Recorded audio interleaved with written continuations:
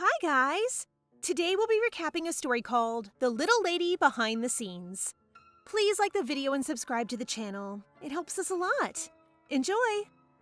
Our girl was not involved in any accidents, so Truk-kun is not to blame for anything, and all she did was proofread the novel her friend wrote till she fell asleep.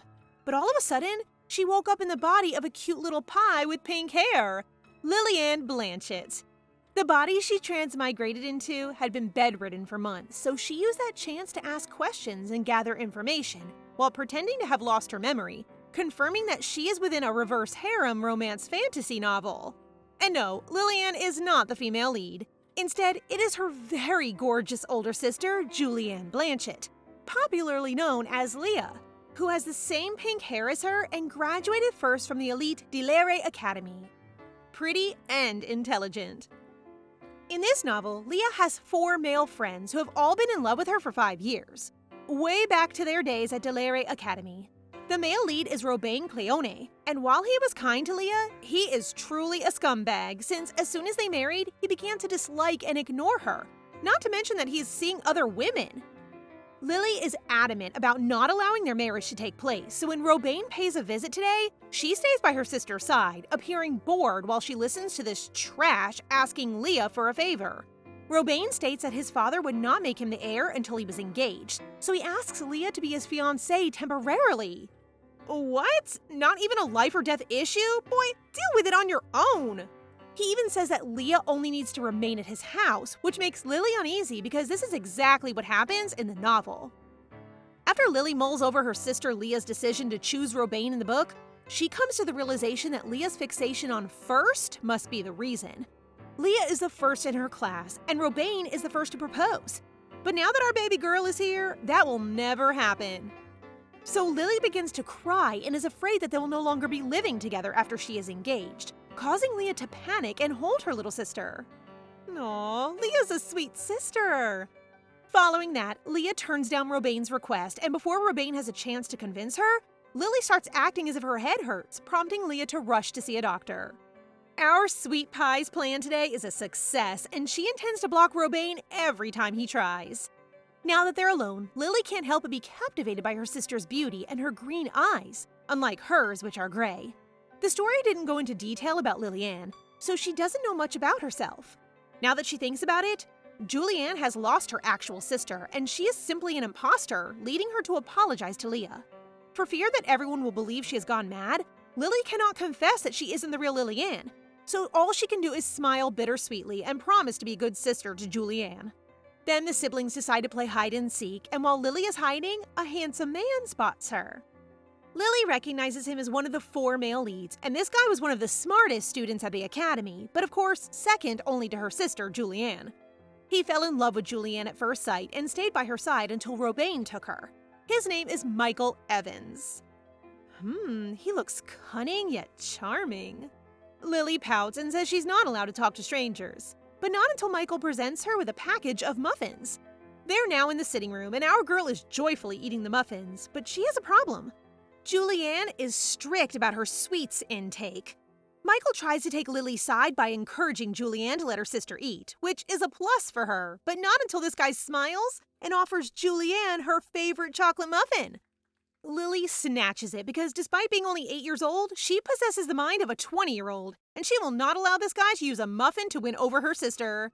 Well, her 8-year-old brain cells and appetite are taking over her, and she can't help but beg her sister to let her eat more. But no means no to Big Sis, causing Lily to pout cutely. Sweets are definitely her weakness. Michael pays a visit to Julianne in the hopes of discussing assembly-related matters, but Julianne simply glances at her baby sister with a sad expression. Lily sees that, although Julianne stated that she is her main priority, she understands that her older sister worked hard because she has desires and ambitions in life. So when Julianne refuses to help Michael, claiming that she needs to take care of Lily, our girl feels guilty.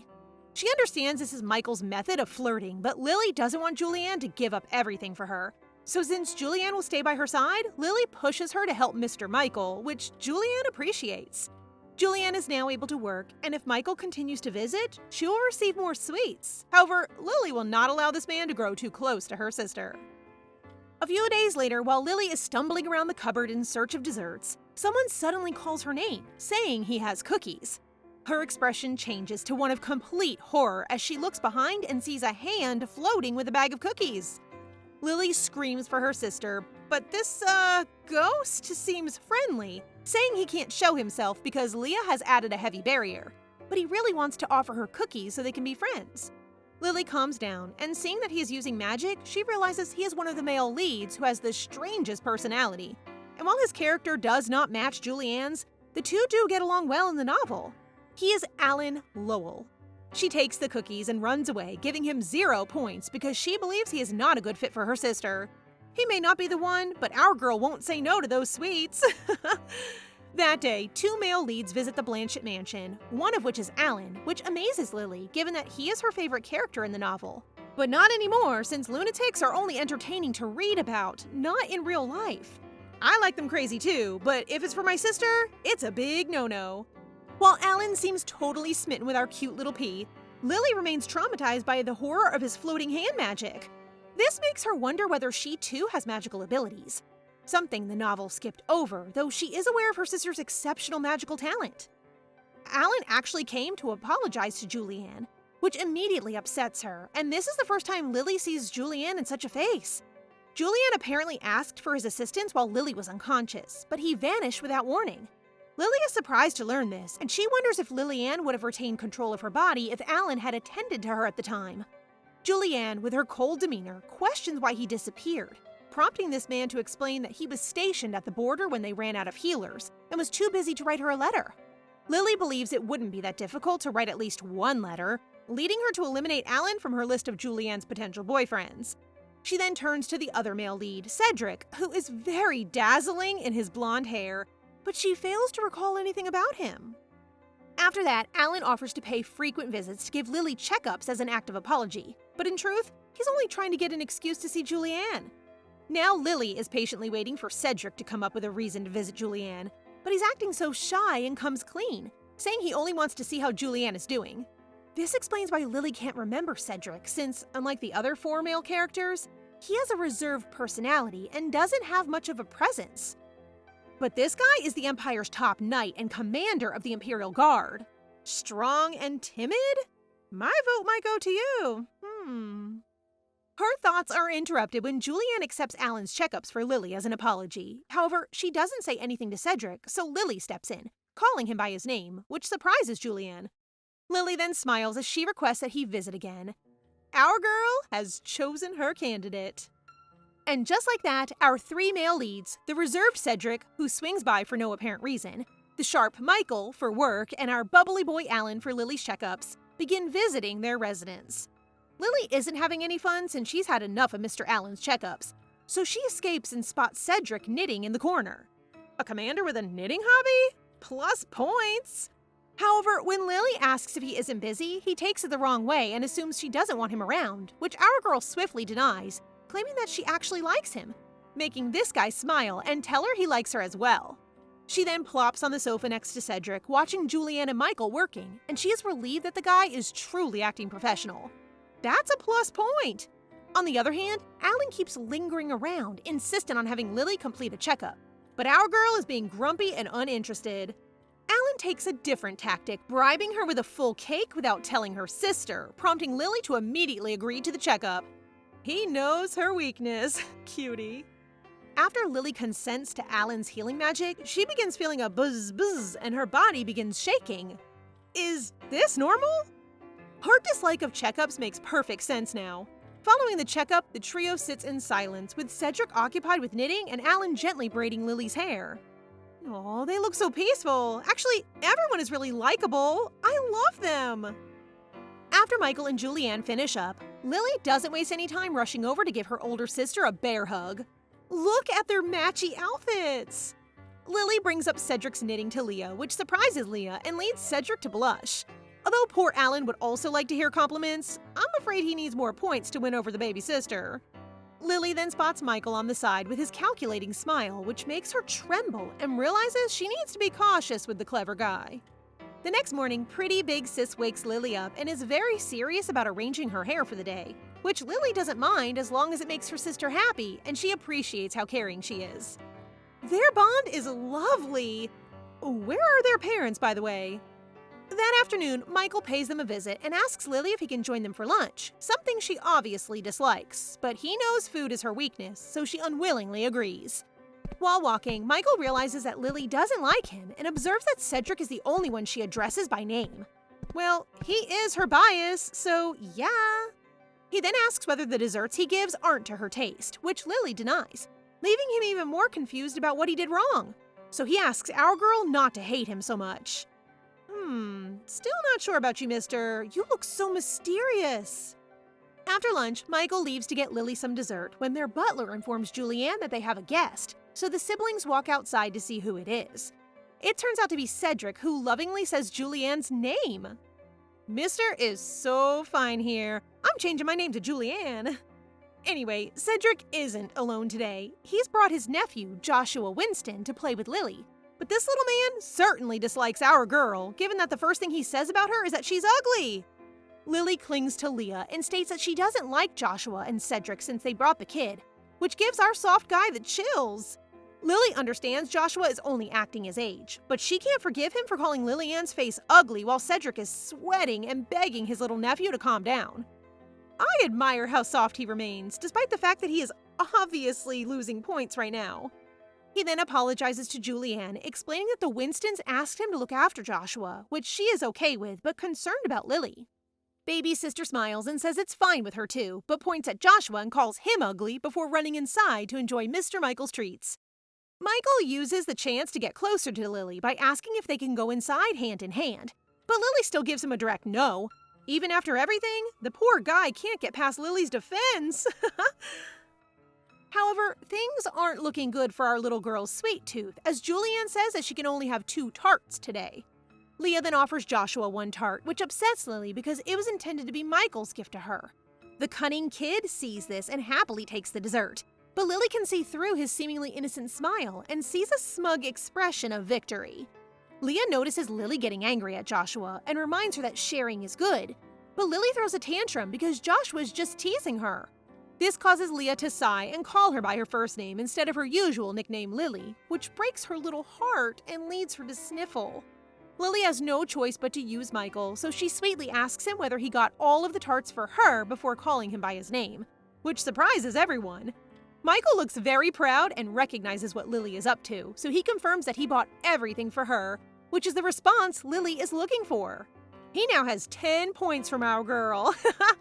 Next, Lily informs Joshua that if he wants more tarts, he must call her pretty, which causes him to get shy and scream that she's ugly. Since the tarts are hers, Lily discreetly takes them away, claiming that Joshua can't have them anymore, prompting Leah to scold her for her attitude. But Michael advises her that grown-ups should not interfere with how kids play. Lily takes a bite out of the dessert and realizes that Joshua's jealousy is working to her advantage. She offers him another chance to be honest and promises him that he can have all the tarts. Well, kids love sweets, so despite his pride, this child loses the game and blushes awkwardly, complimenting Lily on her beauty. She's so petty, and I don't mind since I'd be the same way if I ever got a second chance at being a kid. Lily is so pleased with the results that, as promised, she offers all of the tarts to the poor boy, leaving her sister to sigh on the side. Just then, the always cheery Alan arrives, surprising everyone. But because Julianne is occupied working with Michael, he approaches the baby sister instead. But Lily shoots him a look that he immediately recognizes. So he secretly tells her that he brought her a cake he had promised and hid it, much to her delight. Plus points for Alan. After Alan sees that Cedric has brought his nephew along, he asks Joshua to step aside so he can cast healing magic on Lily. However, being a curious child, Joshua refuses to listen and continues to stand near them. Oh, look at how innocent he looks. After this, Lily gets the itch to tease Joshua once more, and this time she uses her meme-serious face to make him back away from her because what's about to happen to her is going to be so horrible and painful, causing Joshua to shiver in fear and look at Alan to confirm if it's true. Sorry, little guy, but this man is trying to win the baby sister, so Alan nods, looking as menacing as Lily. He really joined in! Lily screams, causing Joshua to cry, and he quickly hurries to Cedric's side. All the while, Lily laughs uncontrollably, enjoying the thrill of frightening him. Alan feels embarrassed to be part of Lily's schemes, while Big Sis is visibly concerned for her. The next day, Julianne introduces Lily to 3 kids her age, and Lily recognizes that her sister is trying to get her to socialize and make friends. Lily is reluctant at first, but she eventually agrees after Leah promises she'll give her more sweets. Everyone knows sweets are her weakness. She only recognizes Joshua and wonders why there aren't any girls, prompting Leah to explain that her friends don't have nieces or sisters to bring, but she hopes Lily will get along nicely with them. If it's what her sister wants, Lily has no choice but to agree and resolve to show off her flawless social skills. She gets her own harem without even realizing it.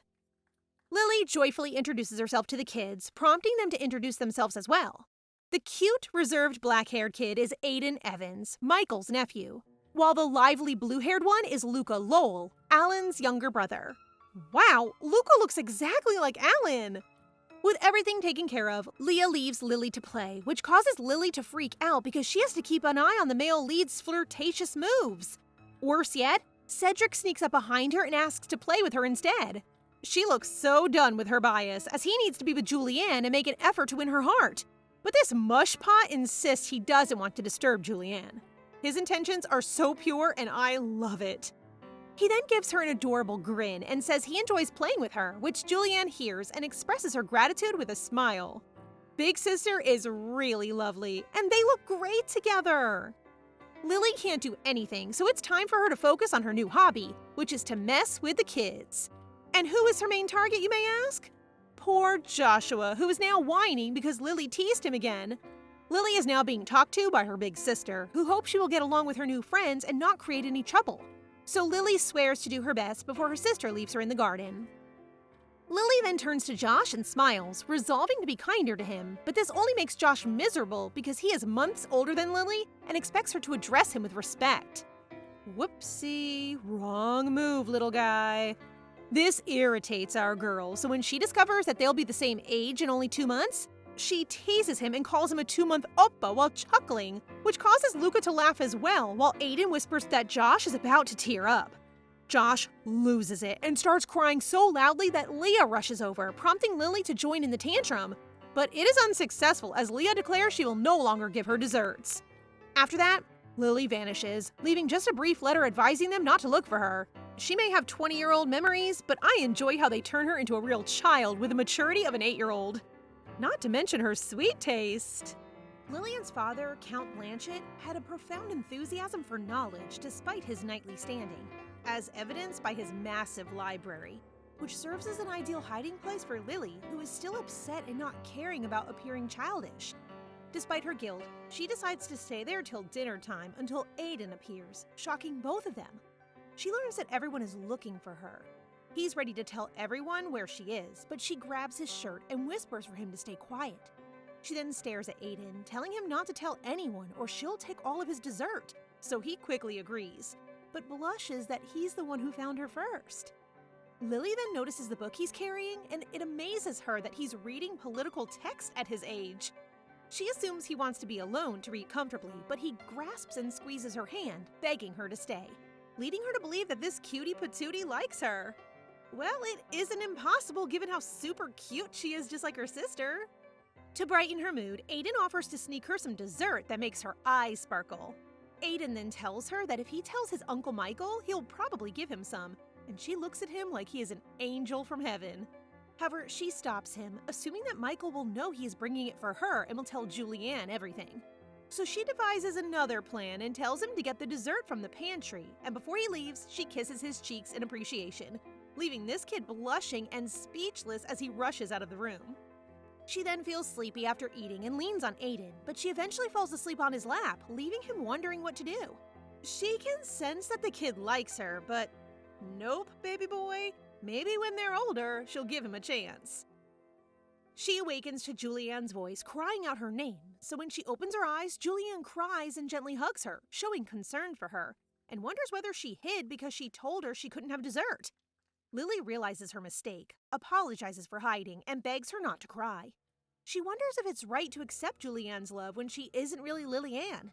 If she could just return to her world, she would because she feels guilty taking all of Julianne's love from the real Lily-Anne. Guilt will make it hard for our sweetie to enjoy her new life. Today, Lily realizes she wasted her time teasing 3 boys and loses sight of her own mission, which is to keep Julianne safe from the boys who are obsessed with her. So when Michael suggests that she play with the other children, Lily glares at him, telling him that she will stay right next to Julianne and closely observe him. Julianne allows her to stay as long as she remains quiet, so she smirks at Michael, sensing that her plan is working.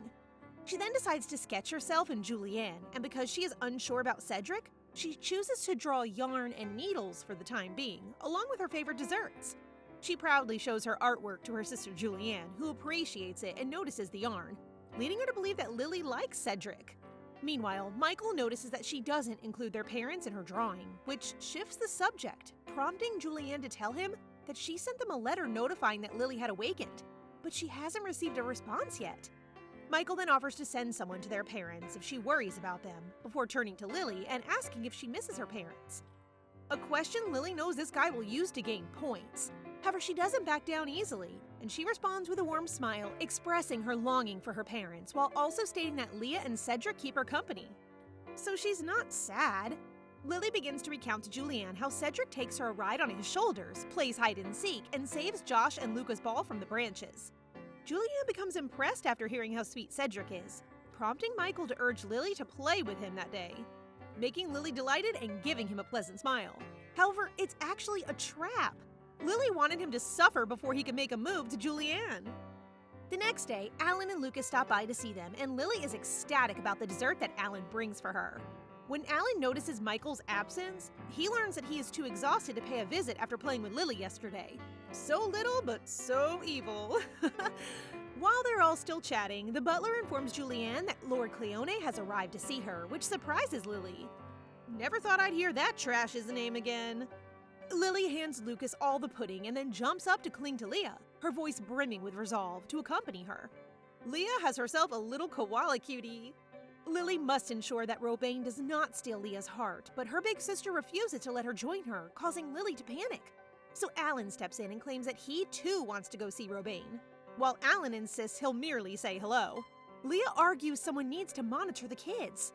With her enchanting smile, she asks Alan to do just that, sending Lily and Alan into a daze. Before they know it, Leah has already left the room. Lily could really use Michael's persuasive abilities in this situation. After that, Cedric shows up with Josh and Aiden, which gives Alan the chance to check on Robaine and Julianne. Our sweet boy's gaze turns threatening the moment Robaine's name is spoken. In any case, Lily is planning to check on them too, so she has the children do role-playing and pretend that they're on a secret mission. Cedric follows them from behind as they tiptoe down the corridor, and Lily realizes they are nearing the room. But Alan is nowhere in sight. Perhaps using magic to eavesdrop? Anyway, they listen behind the door and hear Robaine ask Julianne to be his partner again, prompting Lily to burst in. Leah is taken aback to see not just her baby sister, but also Cedric and the other children.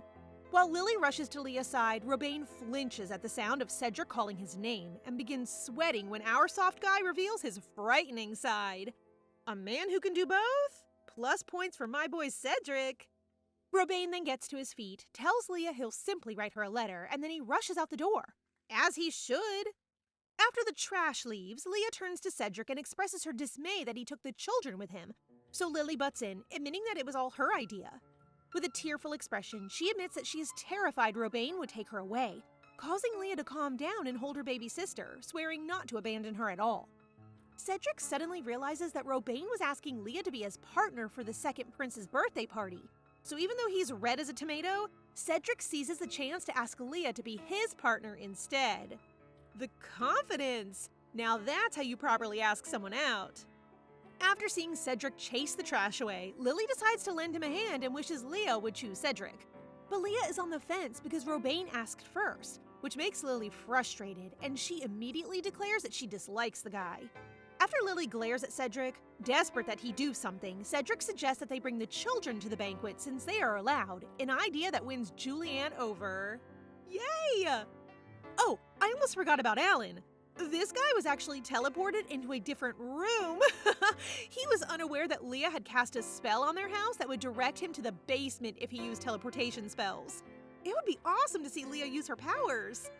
Everyone takes a seat, and Leah remains confused as to why Robaine is so despised. The room falls into a dead silence as she remains oblivious to how nasty that guy is. goodness gracious, choose from the three. Anyone but Robane, please. Anyway, the kids are now enjoying their pudding, but Lily is upset because she has less pudding to eat with Josh around. Leah notices this and asks why Lily keeps arguing with Josh, even though she seems to get along with Luca and Aiden. That's because the more you hate, the more you love, sister. However, Cedric is certain that Joshua does not despise Lily because he usually gets up early to prepare whenever they plan to visit the Blanchett home, which makes the young man blush, while Lily smirks now that she knows Josh has a crush on her. They then discuss the banquet, and Alan decides to bring his little bro with him, while Aiden wants to go as well. So Leah assures him that Michael will definitely allow him. Aiden then offers to give Lily his pudding, which she gladly accepts, mentioning that she prefers kind people, making the sweet boy blush. After hearing that she likes caring people, our Zundere boy decides to give her a pudding as well. Such cuties. Then Lily asks if she needs to dance at the party or wear a fancy dress, which causes Leah to pause and fret because she does need a dress for her first banquet. And so, the fitting process begins. Lily looks lovely in red, pastels, and even green, yet Michael and Julianne aren't satisfied yet, even after hours. Leah then calls the owner, Madame Duell, and the three discuss business. Finally, after what seems like an eternity, they're done, and Leah is overjoyed that Michael helped out, while also praising Lily for enduring it all. Their interactions are always so adorable. The banquet day is here, and our precious sisters are absolutely glowing in their matching dresses. Julianne looks really extra stunning in her off-the-shoulder dress with her hair tied back, while Cedric seems more charming with his hair pulled back. But those buttons, sir, are holding on for dear life. Leah moves closer to the now blushing Cedric to fix his hair, which Lily enjoys seeing. Then Alan and Michael arrive, and as expected, their jaws drop when they see Julianne, while Lily meets the other children in adorable suits. They're waiting for the Emperor to deliver his speech, but Michael feels he will not be present because it is the second prince's birthday after all. Because of this, Lily starts to question whether the second prince is being unfairly treated. All she knows is that he is roughly her age, and the novel makes no mention of him whatsoever. Regardless, Lily is uninterested because she only craves those palace-dazzling desserts with all her being. Cedric smoothly lowers himself to one knee, and with a tender kiss on Julianne's hand, he extends an invitation for a dance, which she joyfully accepts. My guy is stepping up his game. Let's go! What about the other two? Alan sighs in defeat as Michael maintains his typical smile, but he is definitely breaking within. As Cedric and Leah walk to the center, Lily gestures at her, assuring her that she will not cause any problems. She is so happy for her big sis, and so the food venture of Luca, Aiden, and Lily begins. However, she overhears Michael and Alan bickering about who would monitor the children, but Lily knows they're desperate to see Cedric and Julianne, so she decides to sit on a chair, swearing not to leave so they may spy on the two. After the boys leave, Lily discovers Josh isn't around and learns from Luca that he stepped outside to get some fresh air, which enrages her and prompts her to go get her frenemy. Lily goes outside to find him, and when she does, she reaches out to grab his shoulder. To her utter shock, though, it turns out to be a grumpy, stunning young boy with crimson eyes and white hair, not Josh. After realizing the child is the notorious second prince, she promptly presents herself as the second daughter of Count Blanchett, Lily-Anne. However, she doesn't have time for this because she needs to find Joshua before the grown-ups return, so she says her goodbyes before the prince can say anything else. As she takes off, the prince can do nothing but watch. He looks charming and adorable. Are you part of Lily's harem, little guy? After all her rushing, Lily still hasn't found Josh, and it has only just struck her that she could have left him alone since Josh is the one who's going to get into trouble. She collapses to the ground as Josh jumps down the tree, and gosh, he looks like a prince with those blue eyes and curled hair. Josh, Aiden, or Little Prince? I cannot choose yet. When Lily finds out that Josh heard her from the tree, she becomes even angrier and smacks him on the head before dragging him inside. Look at him getting dragged! After Joshua gets to his senses, he yells at Lily, prompting our girl to yell back. But she notices the poor boy shivering, likely traumatized by her pranks, so she calms down, soothes his head, and apologizes. However, their once-in-a-blue-moon sweet moment is cut short when Aiden appears with a plate full of her favorites. So she turns her attention to him, leaving Joshua behind. The dance ends, so Julianne and Cedric return to the group, and Lily greets Big Sis with a hug.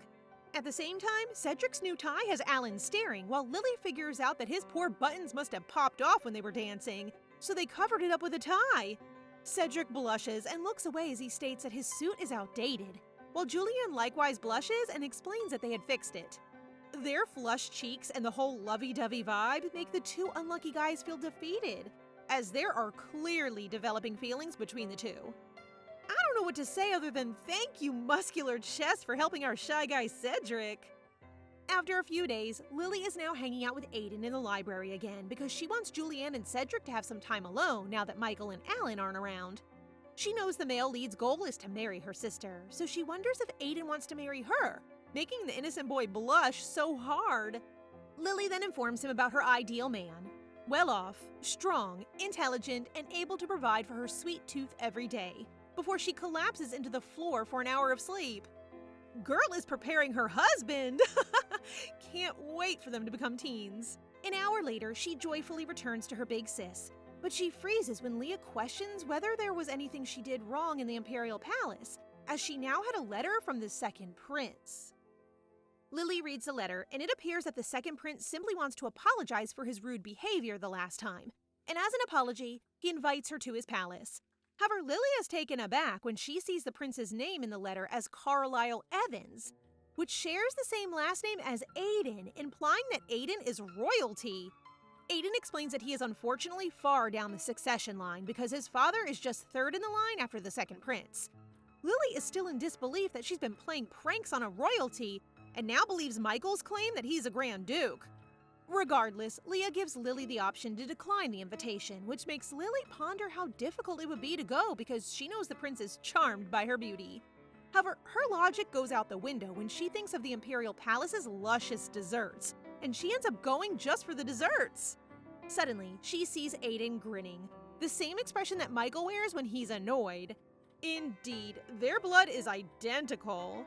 Aiden wants to tag along, and Lily senses that he's jealous, but she figures it won't be a problem to have him join since Aiden is so mature. Or so she thought.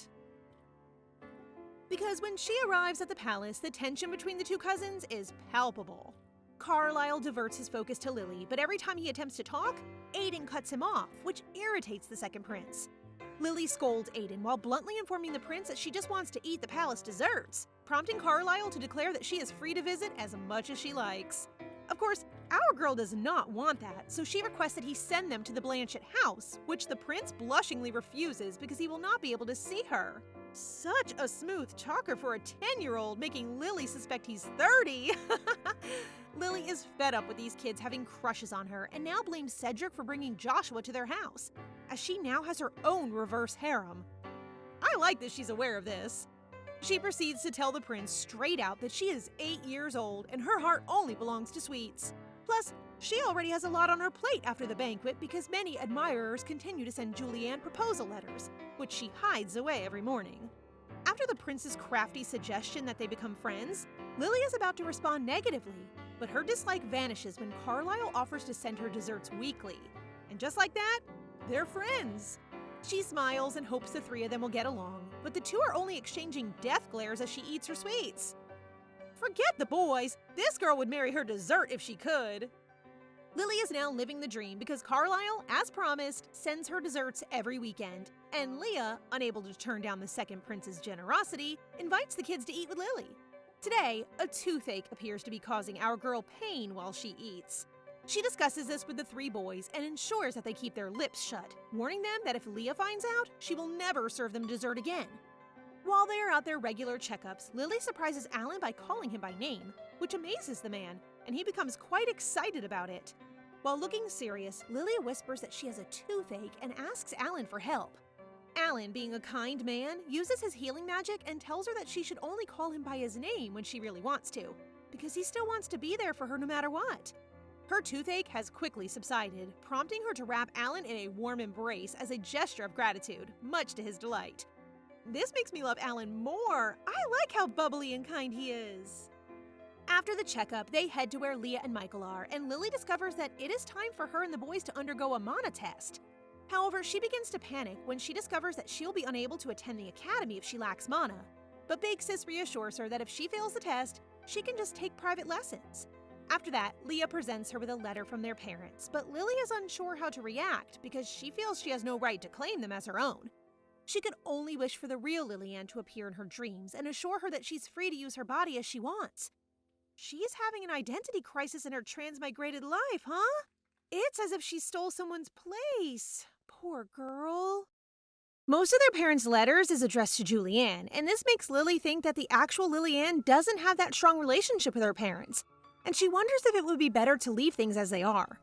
Today, before Julianne leaves, she instructs Lily to stay within the grounds of the Second Prince's palace. Lily enthusiastically agrees and waves farewell. As Julianne and Michael walk away, she can't help but notice how nicely they compliment one another, whereas Cedric is declining her in favor since it has been a long time since his last visit. Just then, the Second Prince welcomes her, who suggests that they visit the garden near the second troop post, where the fountain is stunning. This reminds Lily of Cedric's location, and she begins to wonder if she can see him in his uniform, agreeing heartily with Carlisle. Upon arriving at the destination, Carlisle notices that Lily is looking for someone, and he is startled that she is looking for Cedric, as he has heard Cedric has been punished for causing a disturbance in the Imperial Palace and is on probation. This comes as a huge shock to Lily, who has always thought of Cedric as an angel, yet she is now beginning to suspect that his perfect character is all an act. On their way back home, Lily asks Julianne about Cedric's probation. Michael's reaction suggests he is aware of something, so Lily asks him about Cedric's punishment. So he goes on to explain that Robain stopped by the Imperial Palace, and he assumes something happened there, shocking Lily and Julianne with the revelation that it's all due to Robain. Well, that guy must have been so jealous that Julianne chose Cedric to be her partner. Michael then recommends they go out to dine with him to lighten the mood. Lily dislikes the idea, but Michael reads her mind and informs her about the desserts, making her smile and want to go. Julianne notices her excitement and asks whether Lily favors desserts above her, which causes her to quickly shake her head, expressing that she loves Julianne the most, leading Julianne to give her a heartfelt hug. However, Lily now feels a huge weight in her heart for no apparent reason and fears she is preparing Julianne for something terrible. Lily desires Julianne's happiness and hopes that she'll find someone who will make her happy. However, she is hesitant whether she's making the correct decision to intervene. While she has protected Julianne from Robain, she is considering that it would be ideal for Julianne to make her own decision from here. Her thoughts come to an end when Julianne notices her feeling down. Despite Lily's claims that she's fine, Julianne demands the truth because she's not eating her dessert, which is unusual for her. Lily, on the other hand, is sincerely pondering her situation because she has grown to adore Julianne, not just as a novel character, but as a sister. Julianne is concerned about her, so they excuse themselves to have a little talk outdoors. Lily believes Julianne should simply leave her alone because she will return to herself after a while. But Julianne refuses to let her worry on her own. That is the type of person she is. It is impossible not to love her, and Lily is so sorry for Julianne that she enters her sister's body. Julianne wonders if Lily made a mistake at the Imperial Palace that explains her strange behavior. However, when she denies it, Julianne speculates that it could be because she has hidden all of her letters, which surprises Lily a lot. But Julianne finds it humorous and giggles while urging her not to be concerned because she's not angry. Julianne then seriously asks Lily whether she dislikes her falling in love with someone else. Before Lily can explain, Julianne softly rests her forehead against hers, assuring her that she is still getting to know her and she wants to do whatever Lily wants. Julianne then picks her up, claiming that she doesn't have to meet people Lily dislikes. Instead of punishing her, Julianne requests her to help her find a decent man for herself. Lily swears to do her best to find someone who will make Julianne happier than she could possibly be. Let me just say that Julianne is very gorgeous and an incredible big sister! A few days later, Cedric pays them a visit as if nothing had happened, while Julianne informs him that she knows about his probation and asks if Robain bothered him. However, Cedric gives her no hints about what happened, prompting Julianne to insist on hearing the truth. Julianne asks Cedric whether it's because he's her partner instead of Robain, and his silence confirms her suspicions. Then, since they are now complete, Alan suggests they all go inside and talk, while an angry Julianne warns Cedric never to try to hide anything from her, which makes him sweat. The grown-ups have begun talking about Robain, but before Cedric can tell his side of the story, the two boys already know it's Robain's fault and begin to list how the guy has an inferiority complex, selfishness, and an extreme case of victim mentality. Hopefully Leah will finally see how awful Robain is. Then Cedric shares that Robain was the one who approached him initially, something he was fine with until Robain began trash-talking Leah, the details of which Cedric is unwilling to reveal.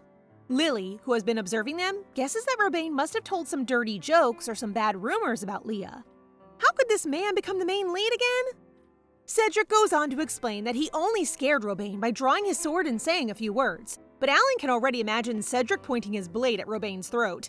In response, Leah expresses her concern, stating that as a commander, he shouldn't have drawn his sword, but our gentleman here gives her a determined expression, declaring that he will do it again even if he has to go back in time. Spying from behind the couch, Lily becomes captivated as she realizes the deep bond between the four grown-ups. She then sits down on the couch and asks Aiden if he knows how to use magic, turning serious as she imagines how wonderful it would be if she, Josh, Aiden, and Luca could all go to the academy and have the same friendship as Julianne and the boys. The day for the Mana test has arrived, and Lily and Julianne are the first to arrive, followed by Michael and Aiden. The energetic Luca has also arrived, but Julianne does not see Alan with him, prompting this dorky kid to realize that he has lost his brother, which is bad news for everyone, because who knows if Alan will ever find him given how bad that guy is with directions. Love these dorkable brothers. Anyway, Lily is now frightened, worried that she'll be the only one who fails the test, despite Big Sis's assurances. It is now Lily's turn, and the three examiners are quite kid-friendly, so the first one examines her up close and then backs up, appearing puzzled. Next, they loosen up her mana, but the result is unusual. Last, they urge Lily to focus her power on her finger, but the examiner retreats with a confused look. After that, they escorted Lily out of the room, and our girl is going insane as she is convinced she failed. Bet, her powers are too much? The next day, Lily appears so gloomy that even her frenemy Joshua decides to give her dessert, as do Aiden and Luca, which annoys her because she knows they're acting this way since they all believe she will not be accepted into the academy. When she glances at the grown-ups, she notices that even the male leads avoid making eye contact with her, prompting her to exclaim that they should not pity her. Leah rushes to her grumpy little sister's side and cuddles her, explaining that everyone is just worried since she has been feeling low all day. It looks like the other children have already received their test results and have passed, when suddenly Lily's result letter arrives. Everyone looks horrified, as if they'd just seen a ghost, but our girl chooses to simply read the letter and move on. Lily has no idea as to why her test results are so lengthy, and she is surprised to read that her mana retention, affinity, and sensitivity are all very high.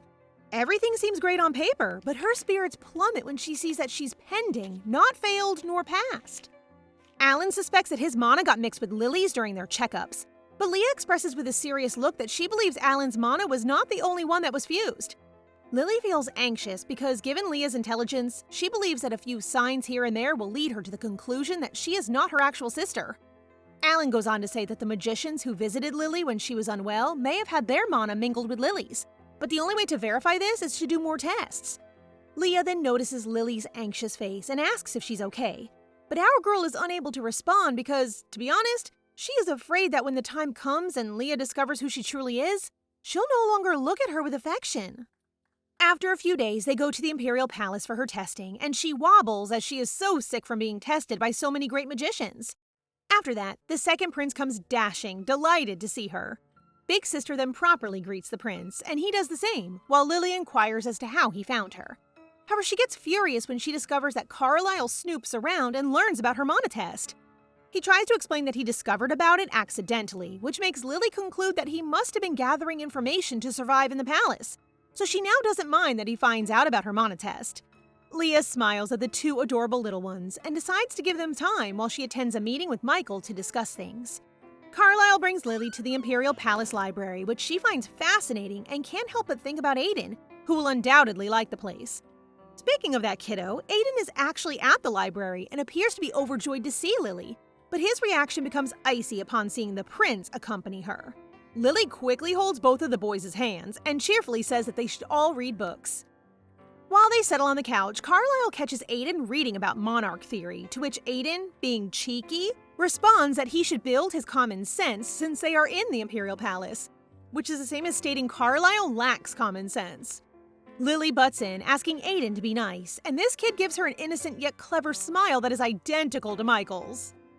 Lily warns him that if he continues to provoke the prince, they will have to leave, making Aiden look terrified and brokenhearted on the side.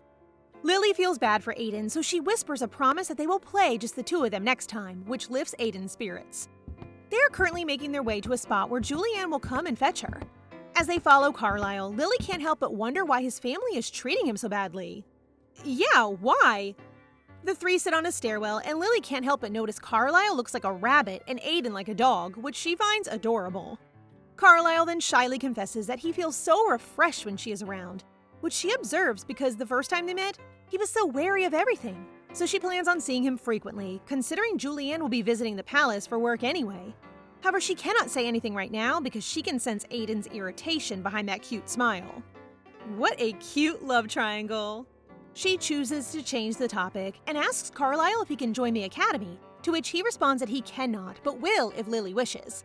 She believes that may not be possible, but she does mention that she has other friends, Joshua and Luca, and that it would be wonderful if the 5 of them became friends. Just then, Leah joyfully shows up and hurries up to her younger sister, but she trips and falls, giving Michael the chance to catch her. That was a very smooth move, sir, but if you turn to your side, you'll see the sister cursing at you. Julianne and Michael are now blushing while Lily is boiling with anger, which Michael senses and lowers her to level. Knowing how much Lily loves her sister, he sincerely points out that he is not trying to take Julianne away from her, and while extending his hand, he asks Lily not to hate him too much, to which she agrees while sulking. I feel sorry for Michael since Lily disliked him the most. Give this man a chance. They're about to leave when she notices Carlisle looking lonely on the side, so she goes over to say goodbye. However, Lily is worried about leaving her sister with Michael, so she tells Aiden a lie, informing him that if Michael marries her sister, they'll be unable to marry someday. This makes this little kid even more motivated and becomes her accomplice in preventing Michael from making a move on Julianne.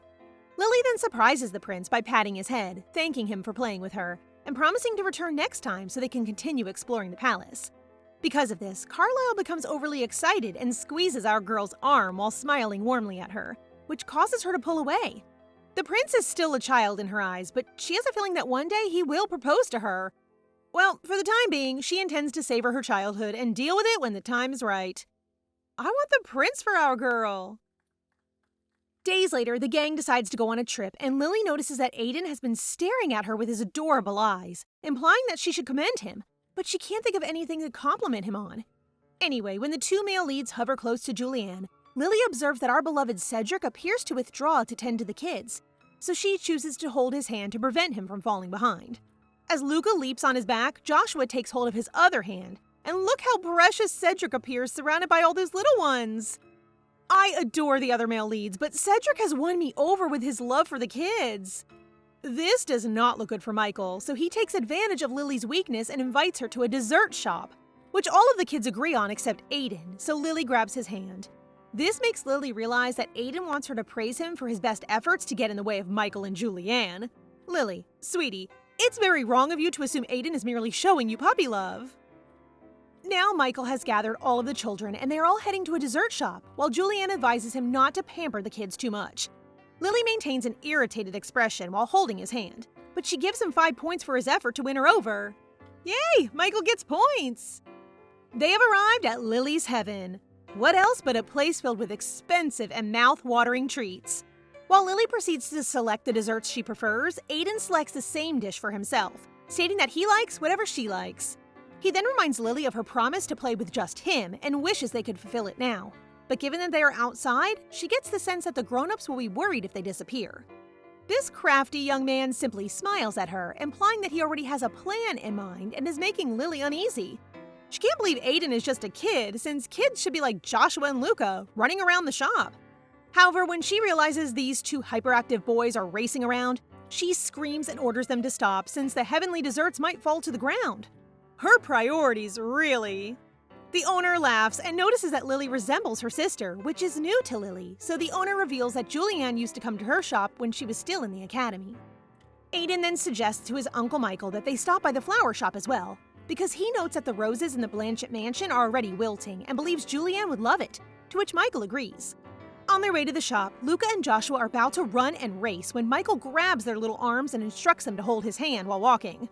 Now that Michael is busy with the troublemakers, Aiden smiles and invites Lily to join him to look for flowers alone, which surprises our girl here, who realizes that everything is part of this kid's calculating plan. Such a mini Michael!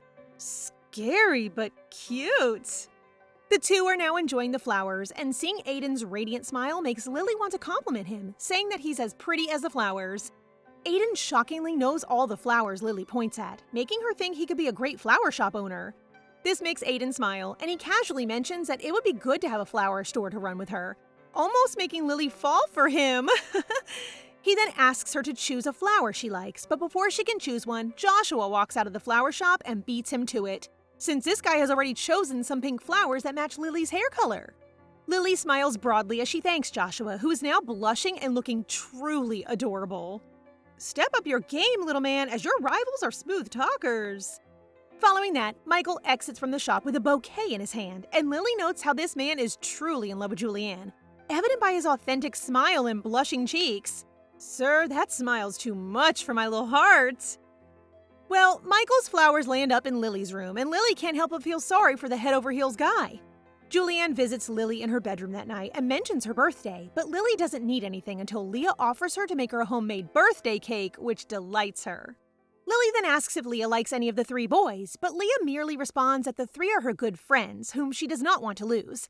However, Lily argues that the moment will come for Leah to make a decision, which causes Leah to contemplate for a while before saying nothing, claiming she will let her know when she has made up her mind. Our girl needs answers, and she's scared she'll be a hindrance rather than a help to Julianne, although she doesn't tend to stop her schemes of pairing her with the male leads if Julianne ever falls for someone. Julianne squeezes her little sis and promises not to date someone she dislikes, but Lily dismisses it and just wants her to be truly happy. Julianne looks at her with those tender eyes, letting her know that she is indeed happy because she has her. Again, Lily feels unworthy of Julianne's affection, which is making her uneasy, yet a part of her wants to accept everything. Later that night, Lily had a nightmare that Julianne pushed her away and looked at her with hatred. Julianne has meetings at the Imperial Palace today, leaving our adorable Lily with Carlisle, but she is unable to enjoy her free time because of the nightmare she had the night before. The young prince notices this and believes he knows exactly why she feels uneasy, as he overheard something in the palace. But before he tells her, he clarifies that he isn't a bad kid who goes around snooping for information. Well, except for information that threatens his life, which Lily knows he shouldn't share with anyone. But the young bunny prince smiles and says he genuinely trusts her. All she did was play and eat with him, so our girl confronts him bluntly if he likes her, which surprises Carlisle that she already knew about his feelings. Now that's revealed, the prince plans on telling her more about his feelings, but Lily quickly stops him since, duh, she's only 8 years old to deal with love confessions. And Carlisle senses it, so he emphasizes that he's not proposing to her. He does, however, aim to formally propose to her once he has established himself and has grown up, and he says this while looking shy with those very visible bright red cheeks. He's so damn cute that I want to squish those cheeks! He gets so flustered that he changes the subject and states that when they first met at the ball, he was drawn to her because of her mana. He then reveals that he has the power to sense the mana of others when he touches them, but this is a secret of his that must not be shared with others. At first, he thought she was an assassin, but her mana is unique, as if she's a fairy, so he really wanted to see her again and be friends with her. She can't believe these pickup lines are coming from a 10-year-old, but after hearing this, Lily realizes Carlisle likes her because she's different, and that means his feelings for her may fade if he meets new people in the future, which is a relief, so she pats his head. Back to what he overheard, he knows the result of her mana exam and happily offers to assist her with it. He lays out the problem of her mana not being able to get out of her body and then whispers a secret to her. He knows how to open her mana path. Carlisle compares it to a giant door that has to be opened slowly till her mana can flow. It appears that only he possesses this ability, which makes sense given that the Academy would have helped her with her mana issue if they knew how. This just goes to show that the young prince is more strong than she realizes, and while he's not as smart as Aiden, he is still remarkably brilliant, skilled, and a prince. It is not surprising that he may one day become emperor, and Lily believes that she would have been enchanted by this attractive prince if she had been an actual 8-year-old child. Same, girl, same.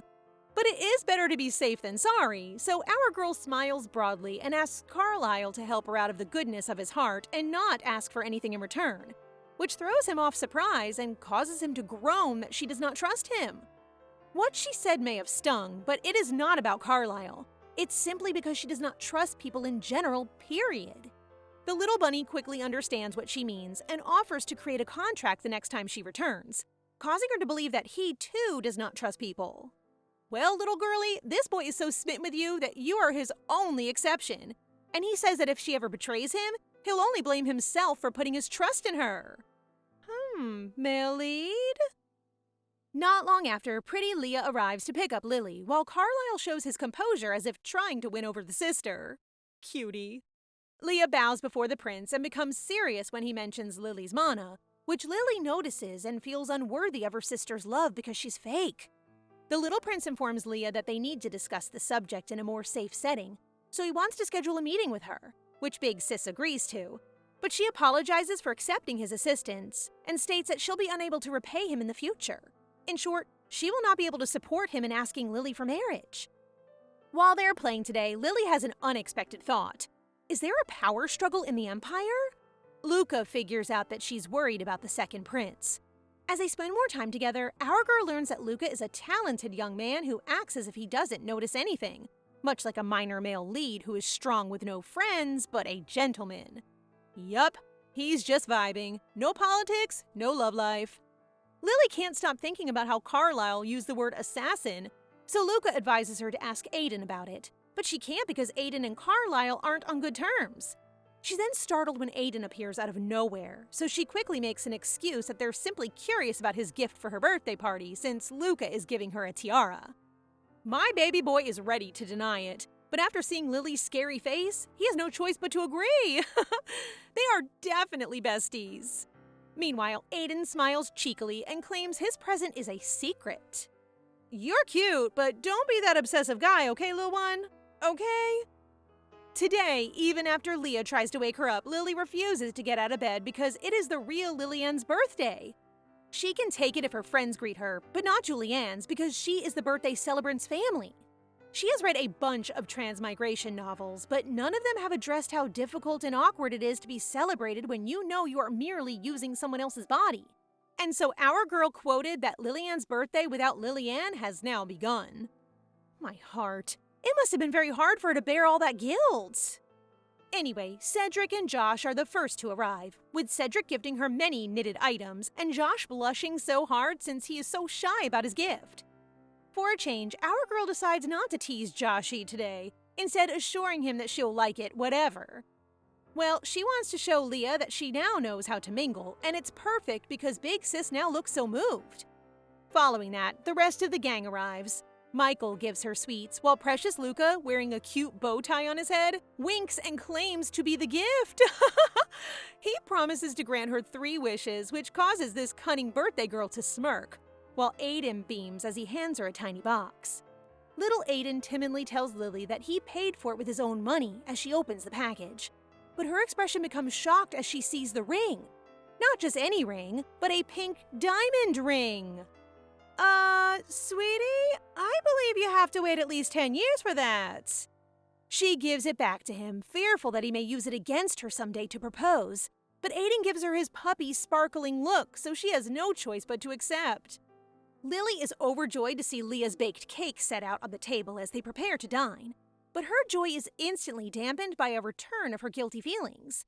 Leah sees this and assumes it has to do with their parents' failure to make it to her celebration, but she does reassure Lily that they will arrive soon. Even Leah's suitors are concerned about her, which makes her feel warm inside since she believes that these guys aren't just trying to appear good for Julian, but that they genuinely care about her. This prompts her to stop stressing and start appreciating what she has right now. They look so wholesome, but I get the feeling that this is the calm before the storm. Lily wants everyone to know she's having a good time, so she suggests that they go somewhere with fresh air and peace, which sends them all into a hush. Not because they find the idea not ideal, but because they're giving it a lot of serious consideration in order to make it happen, especially since they have to remove the capital from their option due to the city's loud environment. That said, Michael offers that they simply head to his villa, which solves one problem. What about transportation? They have 3 magicians in the gang, so no worries. Leah is bringing along Lily, Aiden, and Josh. Alan will take Luca and Cedric, and despite being one of the magicians, Michael can only transport himself. After everything is ready, Lily, who is already holding her sister's hand, calls Aiden and Josh. And when the boys realize that only one of them may hold Lily's other hand for the teleportation, the 2 race towards her. Of course, my Joshy boy wins because he has more physical training than our bookworm Aiden, who is now in shock, prompting Big Sis to giggle. Yes, your little sis has her own harem, and it's cute. As the older sister, Big Sis decides to let Aiden hold Lily's other hand, and the ground flashes as she casually activates the teleportation. Lily realizes that Michael can only teleport himself. Alan can only move 3, and Leah can teleport 4 people, proving her sister's incredible abilities and making her pleased that she did not wind up with Robane, who will mistreat her. Shortly after they reach the villa, Lily, who is still holding Josh and Aiden's hands, swiftly drags them to the lake. Upon hearing this, Luca promptly releases his grip on his brother's hand and rushes to join them, causing a small ache in Big Bro Alan's heart. Me? I volunteer, I'll hold your hand. Anyway, the kids are paddling their feet into the water, and Aiden looks to have not forgotten what Lily refused to ask him the last time. He uses his adorable twinkle puppy eyes, which are clearly Lily's weakness, because she decides to tell him the truth and ask him a question concerning Carlisle. And boy, oh boy, Aiden flatly refuses to listen. At least he's honest. Evening arrives, and Leah is cuddling with her baby sis in bed, claiming that they should go on a trip with just the 2 of them next time. However, Lily notices that Leah's tone shifts when she asks whether she still doesn't remember anything about their parents, leading her to suspect that real Lily Ann has a bad relationship with her parents. Makes me wonder too. Lily wakes up in the middle of the night with Leah not by her side, and seeing that the lamp is also gone, she assumes her sister has gone out to get water, so she chooses to wait. However, after 30 minutes, she still sees no shadows of Leah, so she decides to go find her. And as soon as she exits the room, she is shocked to see Aiden. She got so jump-scared that her soul almost went back to the modern world. It seems like the little boy is also on a search for his uncle. So these 2 adorable little babies decide to go on a mission together holding hands. They eventually discover Leah and Michael outside on the porch. And with Lily as the mastermind, they use their spying moves to hide near the bush.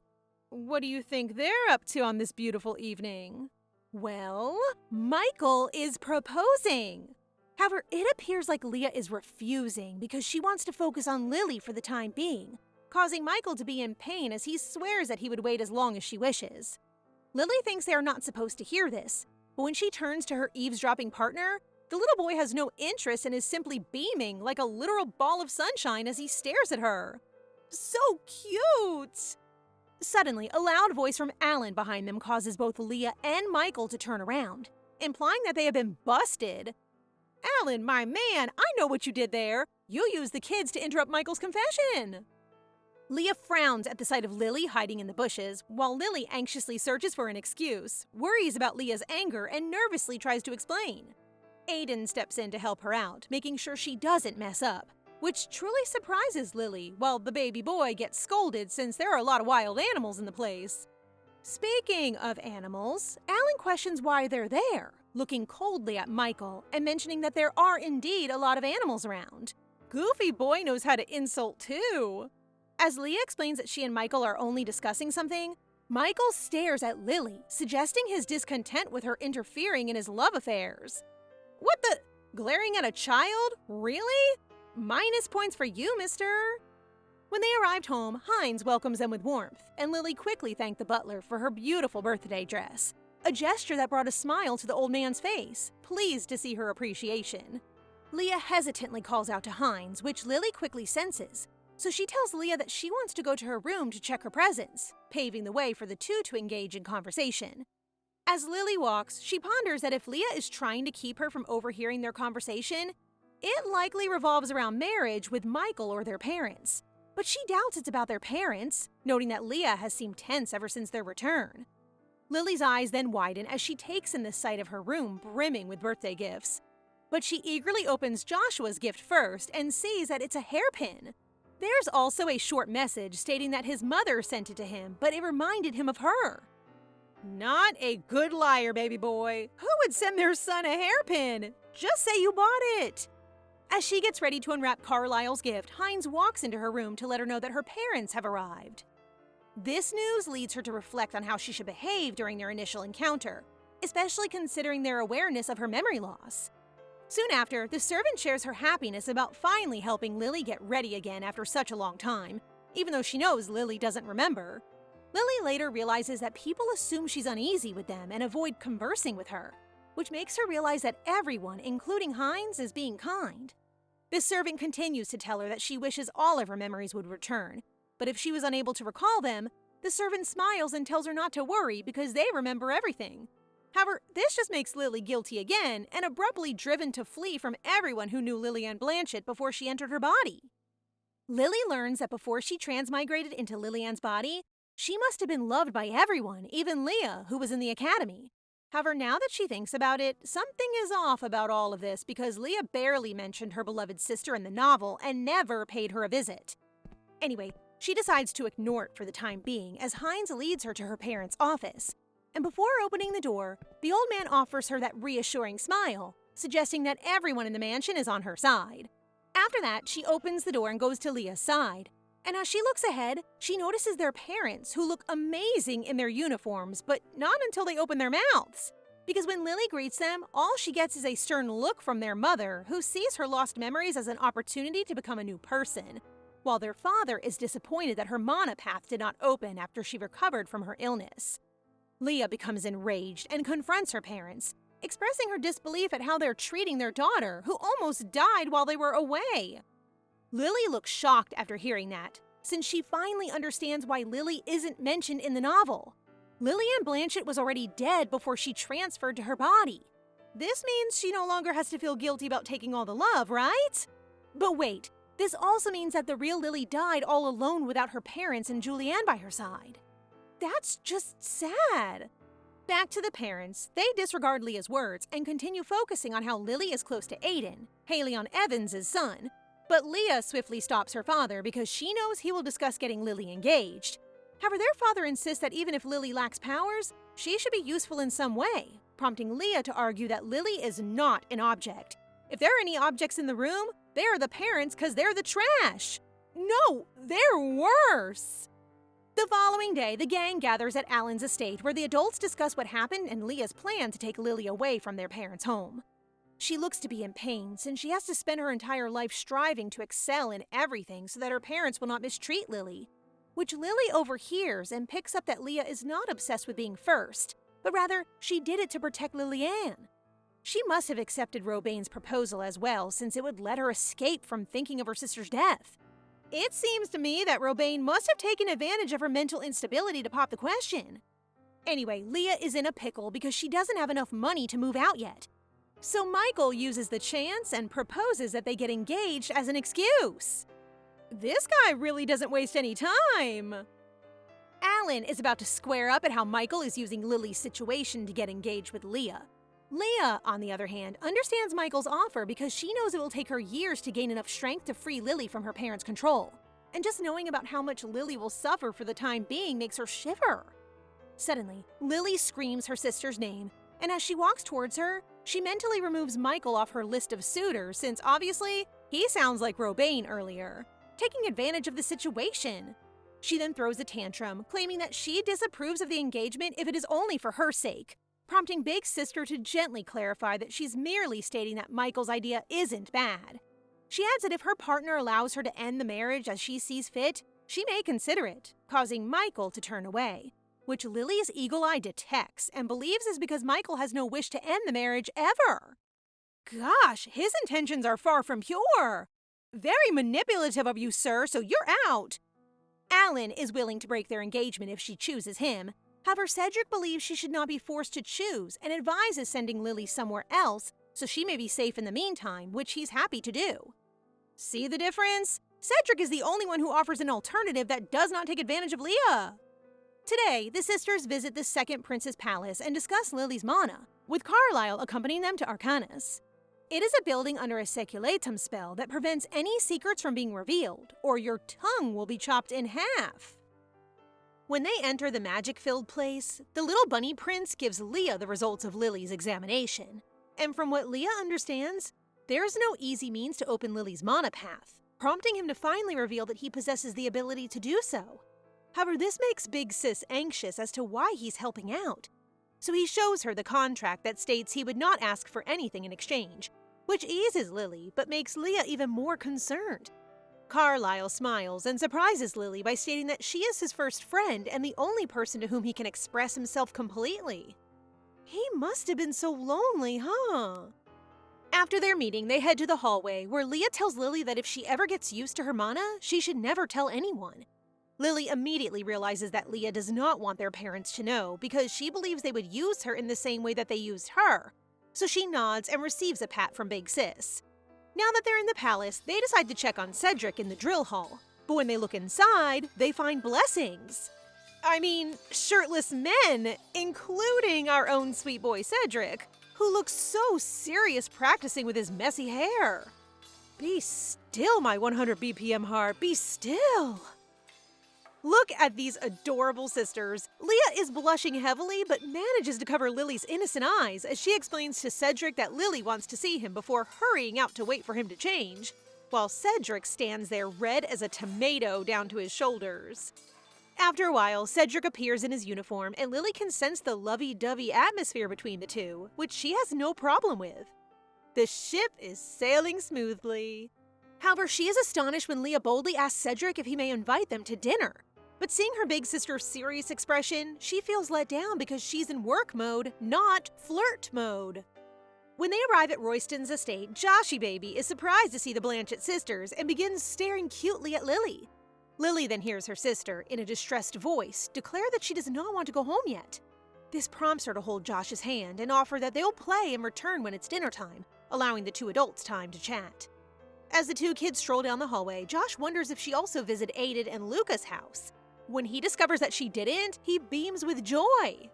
In any case, Lily just wants to sit down, so Josh recommends that they play the piano because Cedric has one, and he smugly claims to know how to play as well. This sparks our girl's competitive side, and the two are now in rivalry mode, with whoever loses having to give up desserts for a week.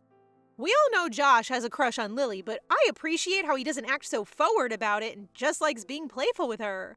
Still, the second prince is first on my list. In the end, Josh tends to be the loser, and he is now feeling petty since Lily is so talented at piano. She enjoys watching how irritated this boy becomes, and she feels thrilled to have won when Leah and Cedric show up. Our baby girl rushes over to Leah and is about to tell her that she beat Josh, but she suddenly retracts her words when Leah comments that Lily never learned to play the piano, so she believes Josh performed that amazing music earlier. This causes Lily to instantly glare at Josh and hope he understands what she's saying, prompting him to reluctantly admit that he did play the piano. Thank goodness, and girl, be careful next time! Lily then turns to Cedric and asks why he has a piano in his room, prompting the bashful lad to explain that it's his little hobby, which Leah finds intriguing because she has never heard him play before, even when they were at the academy. Big Sis begins to cutely request Cedric to play the piano, while Lily smiles on the sidelines, realizing that her sister is developing feelings for the shy guy. Cedric is unable to resist Leah, so while the three of them sit on the bench, he touches the piano, and the sound of the keys creates a soothing and comforting melody that fills the air. After he finishes playing, Leah stands up, causing Lily to look at her reaction and start smiling because her sister is flushing, her eyes are glittering, and she is wearing the smile that says she has fallen in love. It sailed! To be honest, who wouldn't fall for my guy? He's amazing with kids, selfless, strong, and has adorable hobbies like knitting and playing the piano. Their dinner went well, and Lily is so at ease in Cedric's mansion that she does not want to return home. Cedric escorts them to their carriage and shyly promises to make the item she requested as quickly as possible, while Leah thanks him, sparking Lily's interest. After that, they return to their haunted-looking mansion, and Lily has never eaten at the dining hall because Leah is afraid she'll have indigestion in front of their parents. So their usual routine is for Leah to bring her meal into her room, and today, the two of them are eating on her balcony when their mother appears, criticizing the way Lily holds her fork. Big Sis instantly goes into protective mode and starts arguing with her mother, leading Lily to lose her appetite. However, she is interested when their mother mentions her getting close to the second prince, and believes it's a good idea because the crown prince's health is said to be failing. Lily is surprised since she had no idea Carlisle will become so significant in the future, because the novel barely mentions the Imperial Palace. Their mother then crosses her arms, and in an upsetting tone, adds that they must also address Leah's future. From what their mother heard, Leah refused Michael Evans' proposal, which is regrettable for her because she believes there's no finer family than Evans for her to marry into, and Lily can marry the second prince. Lady who gave birth to our wonderful girls? Have you never heard of healthy shipping? Leah has had enough of hearing their mother speak as if she and Lily are disposable goods. So she yells, preventing her mother from saying anything else, when Hines comes with a letter addressed to Julianne. After hearing from Hines that it's from Cedric, Leah beams with confidence as she shows her mother the letter. A proposal! O to the M to the G. OMG, she really chose Cedric! Finally, she states coldly that she has no interest in the Blanchetts' backing and hence sees no need to ask for permission. She then holds Lily's hand and before teleporting, stares directly into her mother's eyes, saying that they should never have mistreated Lily-Ann, leaving her mother stunned. Oh, she's actually done it. Cut ties with their family. She looks extra pretty when mad, and of course, the best sister ever. And just like that, they're back at Cedric's estate, specifically in the outdoor dining area where Cedric and Josh are eating. Leah makes sure to place protection fields across the estate, which exhausts Lily's little feet as she decides to accompany her. Furthermore, she understands that Leah is getting engaged to Cedric in order to free her from their parents. But she is curious as to why she chose Cedric. She then listens to the two chatting and discovers that Cedric is considering hiring a maid not only for her, but also to ensure Leah's comfort throughout their stay. He is concerned because he understands how mentally drained Leah is, and he assures her that the only reason he agrees to their agreement is because he wants to help, which Leah does not expect to hear and prompts her to begin tearing up. Lily is now confident that Cedric's intentions are pure, as opposed to Michael and Alan, who are competing to get engaged with her sister so they can use that time to make Leah fall in love with them. Today, Lily goes to see the second prince for their monopath session, and as they hold hands, Carlisle tensely tells her that her parents and the Emperor are saying that the two of them should get engaged. Lily is horrified to learn this, not because she worries about herself, but because she is concerned that her sister would faint upon hearing the news. Carlisle, on the other hand, calms her down by explaining that he declined, because while he sincerely likes her, he knows the engagement will make her uncomfortable. I'm getting my pen and adding points to this bunny prince. His riz doesn't end there. He clarifies that he declined because he likes her so much and is prepared to wait till she reciprocates his feelings, which baffles Lily. So young, yet so flirty, baby boy. Days later, the gang visits the Royston mansion, and Alan is frustrated that Leah took a week to tell him that she's already engaged to Cedric. This prompts Leah to clarify that her engagement isn't even real, and she has no reason to report it to him right away anyway, which hurts Alan's heart because they're friends, and she could have asked him about it as well. Aw, let me hug Alan. This makes it clear that Leah has no feelings for him. Michael then cuts their talk, and after realizing that there's no love or anything involved in her engagement with Cedric, he gets up beaming and declares that he will do anything he wants. What exactly does that mean? A threat? When Lily wakes up the next morning, Josh peeks inside her room to see what she's up to, prompting her to remind him to knock before entering. Being the good boy that he is, he gets out, knocks on her door, enters with permission, and cutely climbs onto her bed. Why do they look so cute? Don't grow too fast, my babies. Although her hair is a mess right now, Josh immediately touches it and compliments how it looks like a cloud of sugar, prompting Lily to tease him by asking if he wants to taste it. This causes him to yell at her to stop mocking him, and he unknowingly pulls her away, making Lily grumpy. She wants to pretend to cry, but surprisingly, she is really feeling sad, so she starts wailing like a baby begging for her sister, which causes Josh to panic and start crying as well. The two of them are now in the field with puffy eyes, learning swordsmanship. But Lily can't help but worry if living in a child's body causes her to regress mentally as well. She could be right. Her soul may be mature, but the fact that her body is now that of a kid with a partly developed brain could lead her to behave her age. Anyway, Lily makes the sudden comment that they'll all be considered family after Julianne and his uncle Cedric tie the knot, prompting Josh to irritably express his disapproval at becoming family with her. By this point, Lily Girly has come to the realization that Josh may have more than just a crush on her. He may even have marriage in mind. Well, Joshy baby, your other rival Aiden pays Lily a visit today, which implies Michael is also around, making her wonder why Cedric didn't forbid him from coming. However, she also understands that if Michael truly wants to, he may use his influence and power to make Juliana his. But the fact that he did not just shows that he does not want to be hated by the person he loves. This sparks Aiden's interest in what Lily hates, so she specifies them: being forced, being touched without permission, being deceived, and violence, prompting this boy to nod and swear to remember all of it. Lily then slouches on the sofa, worrying about how she will reject her friends in the future and realizing that she might turn into the next Leah. Yup, she is aware and is already preparing. That day, inside the carriage, Lily inquires if Leah and Cedric are actually getting married, causing Leah to blush and ask her if she wants Big Sis to marry Cedric.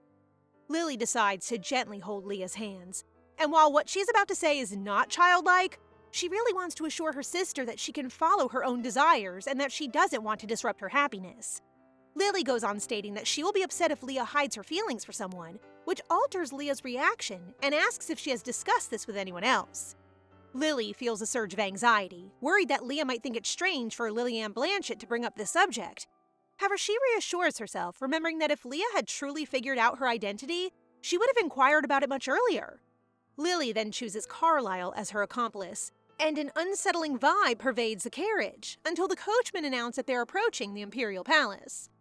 Lily then wakes Josh from his sleep, but the cutie pie only squeezes her hand, leading her to shout in an attempt to rouse him up. Leah then asks Lily to look after Josh before patting her head, as she thanks her little sis for worrying about her, and quickly apologizes for her reaction earlier. Carlisle extends a warm greeting as he observes the two holding hands, and despite feeling embarrassed, Lily instructs Josh to introduce himself, but he sways, still sleepy. This prompts her to give up and tell Carlisle that he is Joshua Winston, Cedric's nephew. After that, she gestures that they won't be able to do their session today, but Carlisle assures her that they can simply hold hands, so the three of them walk together while she holds their hands. Oh, guys, I'm having a hard time. Which ship should we sail? Inside the room, Joshua continues to hold Lily's hand while she recalls to ask Carlisle about Cedric, who stays at the Imperial Palace, and learns that only knights who are unable to use mana are placed in the Second Order. Carlisle goes on to say that the Second Order was created to protect the Imperial Palace, with the exception of the Cantillo Palace. There's a barrier within the Imperial Palace that prevents anybody other than the Emperor from utilizing mana, which is why they need exceptional knights. Lily thanks Carlisle for having them over, and she's pretty sure she won't be bringing Josh to the Imperial Palace again. But just as she's about to go, Carlisle gives her hand a gentle squeeze, leans in close, and whispers that people will start to notice her mana from now on, which makes her flinch a little. She was flustered, that's for sure. That night, Lily is sitting comfortably with Leah and Josh by her side, wishing for a peaceful and carefree life where she can spend her days playing with Josh and relish Cedric's piano performance in the evening. However, the servant disrupts her blissful moment with the announcement of Duke Evan's arrival, catching everyone off guard. Leah agrees to meet Michael, and as soon as she leaves the room, Cedric can't resist the urge to check on the two, prompting Lily to suggest that he bring her as an excuse if he gets caught. Josh wants to join them as well, and giving him desserts is no longer effective, so Lily promises him a kiss if he behaves, prompting the cutie pie to sit patiently. They hide behind a tree and hear Michael sincerely expressing to Leah that his life is incomplete without her. As Leah stays quiet, he pleads to bring up that she once had feelings for him as well, surprising Lily, since it's not in the original novel. Leah's cold reminder that it's the past shocks her even more, prompting Michael to emphasize that it was because of Lily that she pursued graduate school and the reason why they stop what they have so she can focus on her studies. He waited for her, which is why he cannot accept her engagement. Whoa, they actually dated? Now Lily understands why Leah occasionally refers to Michael by his nickname, but she wonders why Juliana stopped liking him. Suddenly, Michael asks Leah if it's because Lily doesn't like him, and he clarifies that he was trying to win Lily's favor. However, Leah sadly tells him that she knows he only did it for her, which is why she couldn't accept his proposal. He did not deny this, leading Leah to say that Lily needs a family she can rely on, which is something he cannot provide. This time, Michael begs if they can go back to how they were before, prompting her to hesitate, while Lily hopes Leah will respond according to her true feelings. Unexpectedly, Cedric steps forward, calling out to Leah and letting her know that Lily wants to take a walk, but Lily knows he's doing it because Cedric fears Leah's response to Michael. Not to worry, my boy, because right there and then, Leah tells Michael that despite his efforts, nothing will change because the past is the past. She then turns around, wishing for his safe return, leaving Michael speechless. Even though I dislike Michael, he's not a bad person. The issue is that his love for Leah does not extend to Lily. If you don't love my baby sister, then it's a bye-bye for me too. The drama is over, and it's time for my fave brothers to make their entrance. Today, Alan, Luca, and Aiden pay them a visit, and Lily observes that Alan is casual around Leah, lending her to believe that this guy is already moving on. Big Bro pays Lily a visit to check on her health, and he is startled to see that her mana is flowing. In fact, he believes Lily's mana capacity may even exceed Julianne's. Given Leah's concern that their parents will find out, he decides to offer to become Lily's magic teacher, which would be wonderful, but Leah worries that this will cause him trouble. Alan cracks that genuine smile and says that this is just what friends do. Aw, he accepted the friend zone! However, he marvels at how Lily awakens her mana, prompting Lily to expect Leah to come up with a fantastic excuse because they can't divulge that it's because of Carlisle. But to her surprise, Big Sis here simply states that all she did was feed Lily and make sure she got plenty of sleep. Aiden then takes the chance to invite Lily to the library. Of course, his rival will not let them leave without him, so Josh insists on joining them. However, she is not in the mood to tease the two, so she decided to just play with Luca, who clearly doesn't want to be caught in their love triangle. Regardless, the two kids proceed to the balcony, where Luca is using his magic to create bubbles, which draws Lily's interest. The adorable child shows her how to feel her mana and suggests that she visualize releasing it the same way that he does with his bubbles. She decides to give it a shot and envisions creating a bird, which actually works, making her very thrilled and amazed. She looks cute with her quivering lips. Suddenly, Aiden and Josh arrive, prompting Lily to excitedly inform them that she and Luca are using magic together, which astounds the two because most people cannot achieve what she just did, with the exception of Luca, whose family are notable magicians. Whoa, so we have two geniuses in the fam! Lily has returned to the palace for her session with the Bunny Prince, and just as they finish, Carlisle informs her that he'll be unable to wait with her until her carriage arrives, because he has to go to the main palace. He stresses that she should not leave his palace, prompting Lily to make an assuring expression that she will simply sit down and wait for her carriage. However, as soon as the prince leaves, this mischievous girl gets ready to embark on an exciting adventure. As she goes around, she notices Robane and wonders what he's doing in the second prince's palace. But what really surprises her is when she turns around and sees the crown prince. She ends up having tea with the crown prince, who resembles an adult version of Carlisle. I still can't tell if he's friendly or evil. He beams and asks Lily whether her drink is too bitter for her, but she simply shakes her head because this girl chugs Americanos, so this is nothing. However, she is already worried that her big sister will think she's gone missing. But to her confusion, as if the prince can read her mind, says that he informs Julianne and is already on her way. And no, this is no longer a coincidence because the prince now asks her what an Americano is, prompting her to suspect that the prince has mind-reading abilities inherited from the imperial line. The prince reads her mind again and claims that he got it from his mother, and it appears that he also is aware that Carlisle possesses a unique ability. Next, he shows his softer side by playfully introducing himself as Frederick Evans, and stating that he truly wants to see the girl his younger brother has befriended. This drives Lily to declare without hesitation that she is simply a bad-mannered average kid, but sorry lady, it's too late to act like a child now because Fred thinks otherwise. However, the main reason that he looked for her was to ask her to take care of Carlisle because he's already dying, and he is confident that his brother will face lots of challenges after his death. Although he is certain that Carlisle can protect himself, he is concerned that Carlisle will have to face his challenges alone and may one day become a tyrant, prompting Lily to confidently state that she will ensure that this does not occur. Okay, nice boy, it's confirmed. After that, Fred decides to let her go, but before Lily goes, he smiles and teases her, hoping she will share with him her secrets next time, and he begins laughing so cutely. His laugh is so precious. And the fact that he did not put any pressure on our girl to confess her secret is a huge plus. Lily is now waiting for Leah when she gets a shiver, because who wouldn't when you see a walking cockroach staring at you? Robane approaches Lily with a friendly greeting and asks where her sister Leah is and why she's by herself. When Lily remains silent, his eyes glare with intensity, leaving Lily even more terrified as he steps forward, demanding to chat with her. Robane then reaches out to her, just in time for Michael to grab his hands away from Lily and inquire about his intentions. Thank goodness!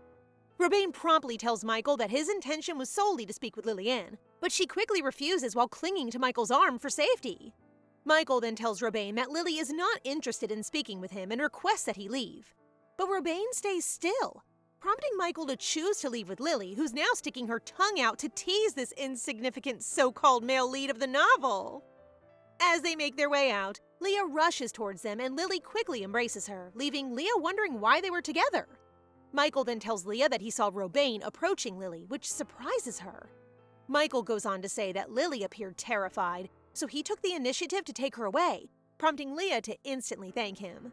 Lily bows as she thanks Michael for helping, leading Leah to giggle because this is Lily's first time acting polite to Michael, which surprises the guy and makes him flush. Well, this is his first time helping our baby girl without the thought of receiving points from Leah, so Lily must have sensed his sincerity. During dinner, Leah casually informs Cedric that Robane is attempting to approach Lily, but Michael was close by so nothing happened, prompting Cedric to act awkwardly, which the children in front of them see. Lily sighs because there is clearly a weird tension between Leah and Cedric, so she suggests that the two of them go for a stroll since the weather is nice. However, baby Josh is disrupting her plans because he wants to join them, prompting Lily to flash her menacing smile and hope he gets the hint. Poor Joshy has no choice but to accept to play indoors, which causes these two grown-ups to smile at each other and agree to go for a stroll after dinner. Despite Lily's efforts to convince Josh to remain indoors, he throws tantrums because he really wants to go for a walk too. Even her "I will give you a kiss" card isn't working, so she decides to accompany him, thinking not to allow him to wander the garden alone. They come across Cedric and Leah in conversation, and they pause when they hear Leah's voice inquiring about Cedric's strange behavior, which creates a tense atmosphere for both of them. Leah begins to connect Cedric's peculiar conduct to Michael's previous visit, but Cedric is hesitant to react because he is not her true fiancé. This drives Leah to emphasize that her relationship with Michael is over, but that is actually not his problem. It's because he's scared. He only used to wish that she became happy, but later it grew into a greed that consumes him from within. Cedric sobs now, knowing Leah proposed their arrangement out of trust in him. However, he now longs to be near her, to embrace her, and to have her attention, prompting Leah to approach and inquire whether he loves her. Leah in her flirting mode and Cedric's sweet confession? All aboard, everyone! It is really happening! As Cedric confesses his love, Leah pulls him close, and in that magical moment, their lips touch under the beautiful evening sky, leaving Lily in awe. Finally! To my Cedric-Leah shippers, let's all celebrate! Oh my gosh. Oh wait, sorry, I forgot about the kids. Josh wants to check what's happening as well, but Lily says he's too young to see it. Anyway, she tenderly pats his head and encourages him to grow up like the sweet Cedric before they leave the garden, or else they might disturb the lovers. They are the end game, huh? I'm so happy! The next day, Carlisle inquires about Lily's encounter with Frederick in the garden and expresses his serious concern for her safety, suggesting that he should cease extending invitations to her. He even adds that he's worried that he's putting her in danger because of his greed. Suddenly, Lily remembers the precise words Cedric used to convey his feelings for Leah, causing her to blush upon hearing them from Carlisle. We see you, little girlie. Bunny Prince has a chance, doesn't he? Carlisle continues to warn her that if rumors spread about her being close to both him and Frederick, people will not stop bothering her, particularly since she's already friends with Aiden Evans. However, Lily comforts him by expressing her confidence in being okay, as she has her sister by her side and mentions all her friends to ease his mind. Lily then mentions that she will soon have the chance to learn magic, so there's no need for concern. Then, with confidence, Lily reveals the bird through her mana, captivating him since it's quite challenging for someone unfamiliar with magic to achieve that. He thinks that with just a bit more practice, she'll be able to harness her mana independently, which brings him a sense of melancholy because he desires to share more time with her. Soon after, Carlisle and Lily bid each other goodbye, and she enters her carriage. However, as soon as the door closes, she feels that something is off. She then glances out the window, noticing they are not following their usual path, so she attempts to get the coachman's attention. But out of nowhere, someone grabs her and casts a spell, plunging her into a deep sleep. Why is all of this happening so suddenly? After some time, Lily stirs awake, her head spinning, grappling with the unsettling thought that the Empress's henchmen might be behind her abduction. Yet, a voice she knows pierces through the tension. As she listens to the men converse, realization dawns upon her, and she becomes convinced that it belongs to Robane Cleone. Oh gosh, this mother-father piece of trash again? What a way to ruin my good mood! Lily stays still and waits for everyone to save her as she hears Robain accusing her of being responsible for Leah rejecting his proposal. Blaming a child? Really? Their carriage soon comes to a halt since the dense fog makes it difficult to continue, or they risk falling off the cliff. So they all decide to exit the carriage for some fresh air. As soon as they get out, Lily uses the chance to use her magic to shape her mana into a knife, untying the rope that binds her hand. However, as soon as she sits down, she hears Robain amused with her ability to use magic. "Don't you dare come near our baby!" Meanwhile, the boys have gathered around Leah, who is shaking with fear and who blames herself for Lily's abduction. Alan is also attempting to locate Lily's mana, but it's too weak to be tracked. While Michael appears certain and frustrated, believing Robain is behind this. He then confesses that he may be to blame since after Robain approached Lily, he worried Robain would continue to disturb the child and Leah. So he used his authority to ensure Robain was stripped of his succession rights. So at this point, Robain is now free to behave as he pleases because he has nothing to lose. Suddenly, they hear Aiden's voice, who believes that the culprit may have taken Lily to the Carligoat Forest because it is close to the capital, rarely visited, and is foggy, making it perfect for hiding. The little boy then apologizes for eavesdropping, but they know he's right, so they hurry to the forest. That earns Aiden 100 points from me. Back to Lily, she hurriedly escapes the carriage and runs away, but is stopped by the magician Robain is working with. Thinking quickly, she remembers the spell this guy spoke that knocked her out, so she yells it, and to her amazement, the magician is KO'd. Wow, our girl is so strong! But that's all she can do for the time being. She's completely exhausted from casting the spell, so she hides under a tree, hugging her knees while praying for Leah to come to her rescue. But it's not Leah who appears. It's Robain who grabs her wrist and tries to justify his actions by claiming it's all out of his overwhelming love for Leah. Lily responds angrily because, as it is written in the novel, she is aware that her sister will be hurt by this man. She shouts that he's just some obsessed creep, and suddenly Robain's whole behavior shifts to something sinister as he holds a knife, ready to take Lily's life. What the heck is wrong with him? He really thinks Leah will like him after this? When Leah shows up in time to embrace her, suddenly everything starts to seem lighter again. After checking on Lily, Big Sis glares at Robain to death. Thank goodness! Now I'll just grab some popcorn and see how they dispose of this trash. Lily is now unconscious and finds herself in a dreamlike realm, where she finally encounters the real Lily-Ann. Lily notices that the girl is really a sweetheart, and she sees the strong bond between the real Lily-Ann and Leah.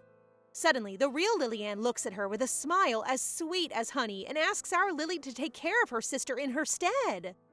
No! The way the real Lily-Ann accepted what happened to her and gave her blessing to our Lily is just heartbreaking.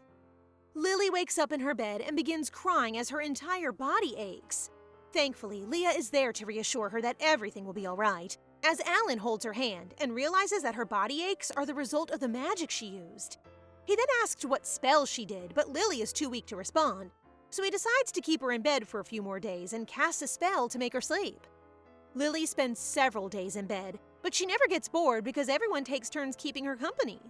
Michael also shows up to apologize, but she brushes it off as it wasn't really his fault. Nevertheless, she certainly won't turn down the gifts he provided. He's already off my list, but he's growing on me. When Aiden pays her a visit today, Lily uses the chance to ask him what happened to her kidnappers. After learning that the first prince and Carlisle were furious over the incident, Aiden is hesitant to continue telling the story, which makes Lily irritated. Aiden has no choice but to explain that she will see it in front of the Imperial Palace, which is where Robain and his accomplices' heads are on display. I'd figure he'd rot in jail or something, but Robain really ended up with no brain? I meant head, but, just to rhyme. Anyway, wow, I did not expect it to be this dark. Although she is disappointed that she will not be allowed to see it herself because Leah and Cedric have said no, she does learn that it was her big sister who knocked out and nearly killed Robain and his crew. We were robbed! I want to see Leah in action! Today, she finally receives a letter from Carlisle, but her beaming smile turns confused as it says that the reason she hasn't heard from him is because he feels guilty. The Bunny Prince apologizes because he believes the situation wouldn't have happened if she had not had to come to the palace. He also stated that because he has already unlocked half of her mana, She may simply train hard to open the remaining portion, as he does not want her to return to the palace. Once he has a stable position, he promises to find her someday, and he ends the letter confessing how much he likes her. Cutting ties and apologizing for something he did not do is something Lily cannot accept. So she goes to her sister and urgently requests that they go to the Imperial Palace. She knows Carlisle will become very lonely and may not open up to anyone again, so she has to see him immediately. However, when Lily sees the carriage, fear consumes her, and her heart beats so quickly that her knees weaken and she falls to the ground. She starts sweating, and even though she closes her eyes, she sees Robane. That trash really left Lily traumatized. It has been weeks, and no matter how hard she tries, she is still unable to enter the carriage, causing her to become concerned that Carlisle will believe their friendship has ended. Lily goes inside and eats macarons with Aiden when they overhear the grown-ups discussing her carriage trauma, which intrigues Aiden that he decides to stay and eavesdrop while Lily searches for Luca and Josh, who are actually inside a storage room checking through Cedric's drawings. Lily looks at it and realizes it's all sketches of Leah. Cedric's hobbies show what a softie he is. She is baffled that a person can love someone as much as Cedric loves her sister, but her thoughts are interrupted when Aiden appears and drags poor Luca outside to discuss something. After they finish their meal today, Leah is surprised that Lily wishes to go without waiting for desserts. But the truth is that Lily wants to secretly train herself to get on the carriage. However, she is clueless that the 3 cutie pies are following her and knows she's on her way to the carriage. Aiden, as the boy's representative, wants to accompany her, and once again he uses Lily's weakness, his puppy glittering eyes. So yup, the 4 of them are on their way to overcome her fear. Aiden, my boy, suddenly closes Lily's eyes with his hand, while Luca and Josh hold her hands, assuring her that they will stay by her side. She trembles as she walks inside, and when Aiden takes her hand, her heart races again as she imagines Robane in the carriage. But to her surprise, the interior of the carriage resembles the night sky. It has the hues of the cosmos and sparkling stars all over it, which makes Luca pleased to boast that he did it. Aiden, the genius behind the idea, holds her hand and assures her that he will always be at her side, so she doesn't have to be scared anymore. Lily is overcome with emotion and expresses her appreciation by embracing all 3 and starts having fun with them. She acknowledges her fear because, you know what? It's actually okay not to be okay because she's surrounded by so many great people. My cute aggression problem is growing worse. They are so precious and I absolutely hope their friendship lasts a lifetime. Lily has finally overcome her fear and arrived at the palace. But despite everything she has gone through, Carlisle is refusing to see her. This is making her extremely impatient, so she takes a deep breath before yelling at the top of her lungs, warning Carlisle that she will never see him again if he does not show up today. As expected, the bunny prince opens his door, but he insists that his decision not to see her remains unchanged. Then he starts crying about how terrified he was when he got the news of the kidnapping, prompting Lily to reach out and steady his shaking hands, assuring him that it wasn't his fault at all. However, Carlisle is stuck with the idea that one day she would be in danger because of him. After all, being around him is risky business, so he wonders if she can handle the risk. As it all hits Lily, she finds herself at a loss for words. Carlisle, though smiling confidently, tells her that he will not be late, but for the time being, he is of the firm belief that they must remain apart. Lily does not want to leave him alone, but she acknowledges how dangerous the situation is. So she asks if she may at least write him letters, but he says he will not reply. She also suggests seeing him on his birthday. Yes, but he says he won't talk to her. This upsets her because this isn't how a guy who claims to love her acts, prompting the young prince to grab her hand and unexpectedly, like, oh my gosh, kiss her and blushingly remind her that he likes her a lot. That was such a bold move, you sneaky bunny. Kids be kissing and here I am, a living, breathing potato. After that, he kisses the back of her hand, hoping that she will give him some time before leaving her there, completely blown away. After processing what happened, our girl begins to lose her mind, realizing that she's getting flustered by a simple kiss. I think we found the male lead, guys. Now that everything is back to normal, Lily can't help but worry when Josh's parents will return because she fears that the little boy would begin to believe Cedric is his father, because he imitates him in everything from swordplay to playing the piano, to sketching portraits to striking his tree-holding pose. Cedric has been striking that position lately since he wants to propose properly to Julianne. but he doesn't know how, so Lily chooses to assist him. Cedric is finally doing it tonight, and our two little kids are definitely hiding to watch. To begin, Cedric presents Julianne with portraits he made of her while they were still at the academy. But this shy bean gets speechless after that. Julianne makes the move, thanking him for liking her for so long, and stating that she may have felt the same way during their academy days but didn't recognize it. She then approaches, takes his hand, and asks if he wants to spend his life with her. They're so perfect for each other. Even after the wedding announcement, Michael keeps sending gifts, while Alan seems to have accepted everything and is just focusing on teaching Lily magic. But did I speak too soon? During training, he just threw a magic ball at our baby girl like he's holding a grudge or something. To her surprise, the ball bounced off because she just did a defense spell without realizing it, prompting Alan to comment that her mana is really powerful, implying that our girl may be an actual genius. For the wedding, they need someone from the Magician's Tower to witness their vows, and unexpectedly, Alan volunteers. Apparently, he's already been scouted and will be joining the tower after the wedding. Leah is so grateful and starts to say he's such a good friend, Alan finishes with a smile. Behind them, Lily is already in tears, wishing Alan will someday find someone special, although no one could ever be better than her sister. Me! I'll take him! That evening, Lily reads a letter from Crown Prince Frederick saying Carlisle is doing well, but then he overshares that he coughed up blood during lunch. I don't know if I should laugh or feel bad. Lily ends up tearing up though when Fred asks one last favor, hoping she'll stay by his side when he draws his final breath. Please give this man a happy ending too. Today is the wedding day, and our little honeybee seems nervous because she is her sister's flower girl, and her outfit even has little wings. Julianne looks stunning in her wedding gown, and for the first time we see Josh's mother enter the bridal room to present Leah with their family heirloom, a necklace and earrings. Lily embraces Leah firmly, relieved that she succeeded in her mission and has truly changed her sister's destiny. Lily also receives a brooch from Carlisle that can seal her mana, preventing her parents from discovering her power, and she can already imagine the little bunny worried about how to explain that he knows what her event is today. The ceremony begins, and Cedric and Julianne exchange I do's. But before Alan can pronounce them husband and wife, he is interrupted by Leah, who is going to make an announcement with everyone as witnesses. It's about raising Lily. Leah asks Count and Countess Blanchett, yes, she calls them that instead of parents, to grant her custody of her sister. The Countess immediately refuses, saying Lily is their daughter, which Leah finds ridiculous since they barely even speak to her and didn't care when she almost died. The Count claims Lily as his property, just in time for Michael to arrive and proclaim that the law about children's rights and protection will be declared soon. Thus, Julianne is only trying to give the Blanchetts a chance to protect their reputation if they do not want to be labeled as child abusers. Big Sis is really determined to keep Lily. Lily had originally planned to return to the Blanchetts, but after seeing Leah fight for her, she declares she wants to live with her sister instead.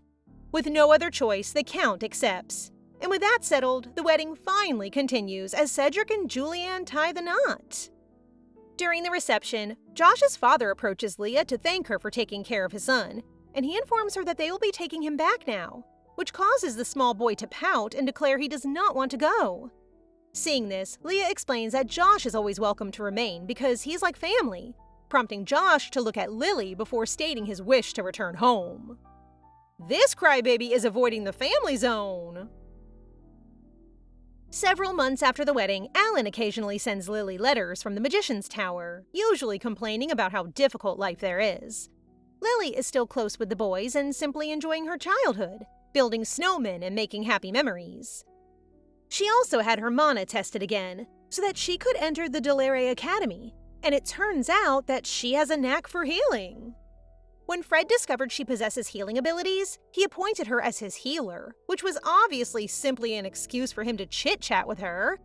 So she has been besties with the Crown Prince for the past 2 months, and today he says that he has given up hope that he will recover. So he is really curious about Lily's secret, but he doesn't force her to reveal it. Lily walks out of his room trying not to cry because she has developed affection for Fred, yet the dummy insists he will die. She then stumbles into Aiden and holds him, expecting him to want to accompany her to Royston Manor. But Aiden suddenly reveals that he will be leaving soon. He will return to Cardis with his father and attend the academy there. But he will only return when he is an adult, which will be at least 9 years. Lily asks whether this is a sudden choice, but it looks like it was made over the summer, but he just couldn't tell her. Lily is furious because Aiden had numerous opportunities to tell her but chose not to. She storms off, saying she'll just write him a letter. Later that night, Leah visits Lily's room to deliver a letter from Aiden. However, baby sis ends up sobbing into her arms as she recounts how everyone who had assured her that they would stay forever are now abandoning her. She was still feeling fine when Alan left and Joshua went home, and Carlisle explained that it's all for her sake. But Aiden's situation is something different. When she calms down, she decides to read the letter, in which Aiden apologizes and expresses his wish to be by her side and be her strength. However, to do so, he wants to become a respectable man worthy of her, which reminds her that she once told him that she wishes to marry someone wealthy, intelligent, powerful, and capable of feeding her 5 desserts a day. But the truth is that she doesn't need any of these qualities. He promises to keep cheering for her and writing her letters. But for now, he hopes she will stay with him till he goes, prompting her to say yes right away. Lily's past life prepared her to expect goodbyes, and she assumed she would remain that way forever. All the love she received made her believe it wouldn't end this way. But in the end, she's left disappointed. I hate goodbyes too. Lily and Aiden stayed at Michael's manor for 3 days, and now it's time for our little cunning boy to leave. So they play chess one last time. Before parting, Michael teases Lily about whether she'll miss him. She pouts and says she'll miss Lady Claudie's desserts he always buys her, only to learn he already arranged with the shop so she can get them whenever she wants. With a soft smile, Michael apologizes for using her, leaving Lily unsure how to respond since she feels guilty too, knowing she got in his way of winning Leah. In the end, she smiles slightly, apologizes as well, and waves goodbye. Lily has always appreciated Aiden's knack to detect what she likes and dislikes, especially when he makes an effort to help her when she was traumatized. She doesn't know when it started, but she feels differently about Aiden than the other lads. Maybe not love, but it's different, and she doesn't want to lose him. They promised to write letters and that Aiden would return to her side. And just like that, he and Michael left the imperial capital. It's been 3 months, and the two have been exchanging letters effectively until one day, Aiden writes a letter saying he may not be able to write to her often, until it stops completely. No! While spending time with Josh, Lily suddenly gets serious and asks him not to leave her because she's tired of saying goodbye to people. Soon after, Heinz arrives with an imperial message saying Prince Frederick is looking for her. She brushes it off at first until she sees Leah standing outside Fred's room looking sad. When Lily opens the door, she's horrified by how weak Fred looks and internally complains that things keep getting worse for her. Reading her thoughts, Fred smiles and tells her that everything eventually comes to an end, and all she can do is keep moving forward. He says stagnant water will eventually go bad, and assures her she'll meet her friends again someday. But he's one of those friends, and he won't be coming back. When Fred says everyone pities him and asks her to treat him like she always has, Lily bites her lip before putting on a cheerful act. They chat like they always do until Fred begins to grow tired and quietly admits that he really had fun. He wonders aloud if he'll ever feel that kind of joy again. And hearing that finally pushes Lily to reveal her secret, that she isn't from this world. Holding his hand, she confidently tells him that he will go to a better place, just like her, where he can meet more kind people and live a happier life, because he is a good person. With a soft, peaceful smile, Fred closes his eyes, as Lily whispers sweetly for him to sleep well.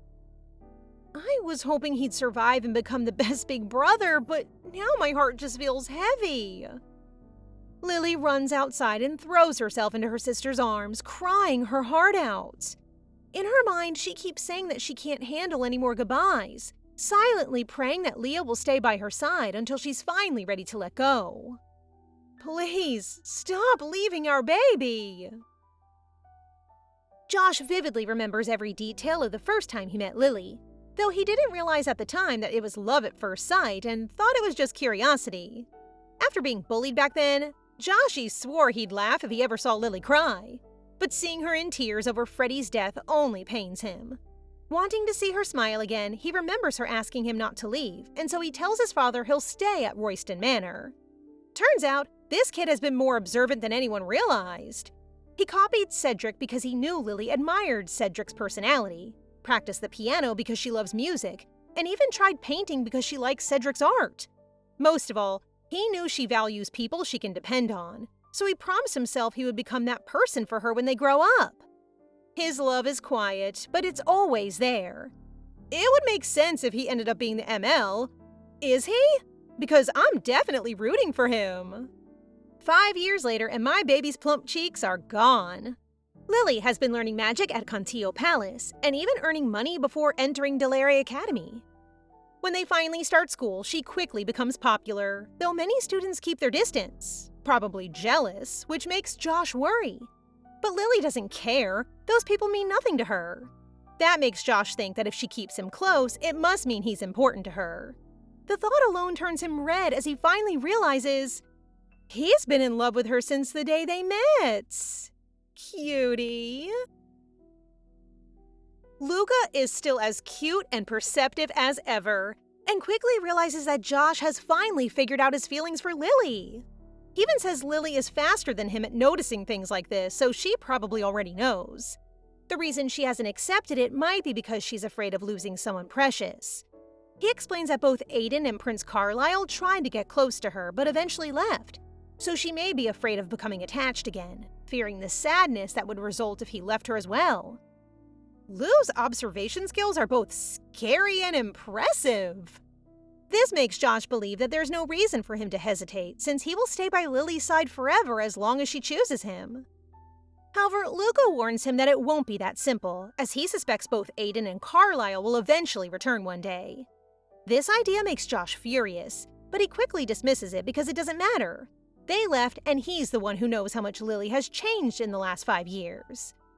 Before the founding day ball at school, everyone needs to find a date, and Josh overhears his classmates being turned down by Lily, which makes him anxious about facing rejection himself.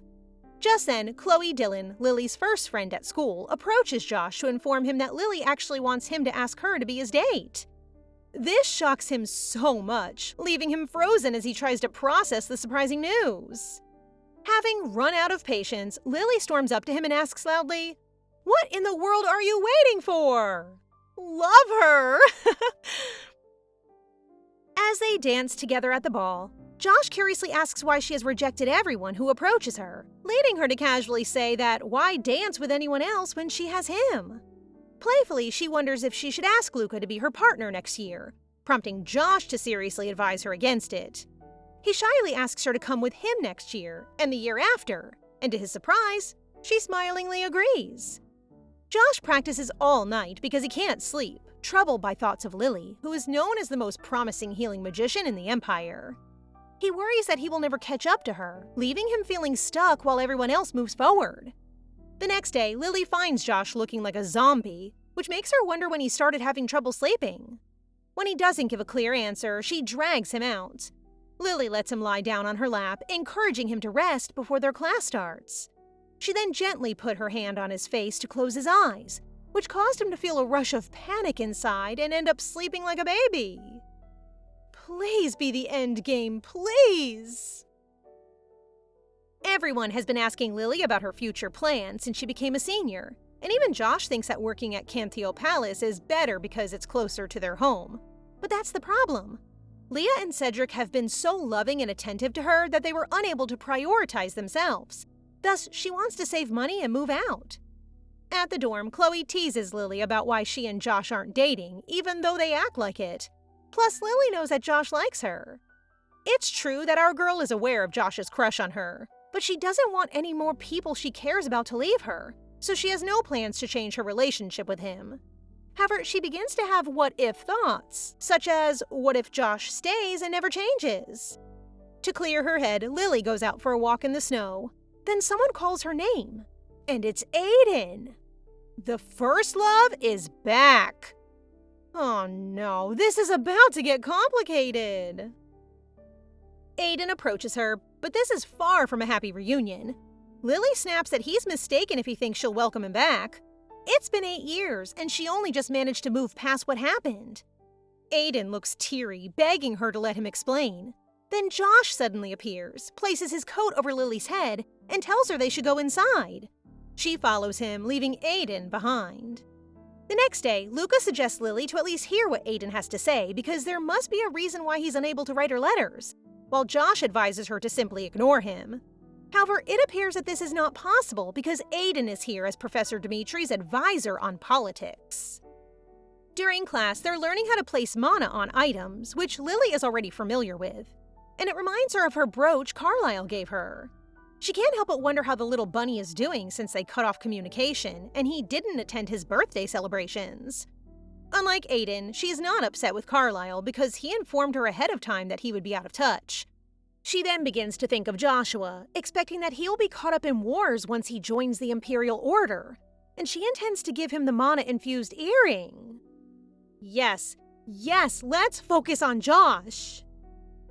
Lily proudly shows Josh the earring she made, explaining that she added both defense and healing spells to it. Josh refuses since he doesn't even have his ears pierced. Not a problem. Lily is more than ready to pierce them herself. When he still says no, she brings out her sparkling, pleading eyes, his greatest weakness. So of course he ends up bending down and letting her pierce his ear. Just when things are getting cute between my main ship, the professor shows up with Aiden. Josh loudly tells Lily to put the earring she made on him while staring straight at Aiden, turning it into a full-on staring contest. To stop things from escalating, Lily drags Josh away, but when she turns to say goodbye to the professor, she sees Aiden smiling at her. Later, in the library, Lily pierces Josh's ear while he sits down.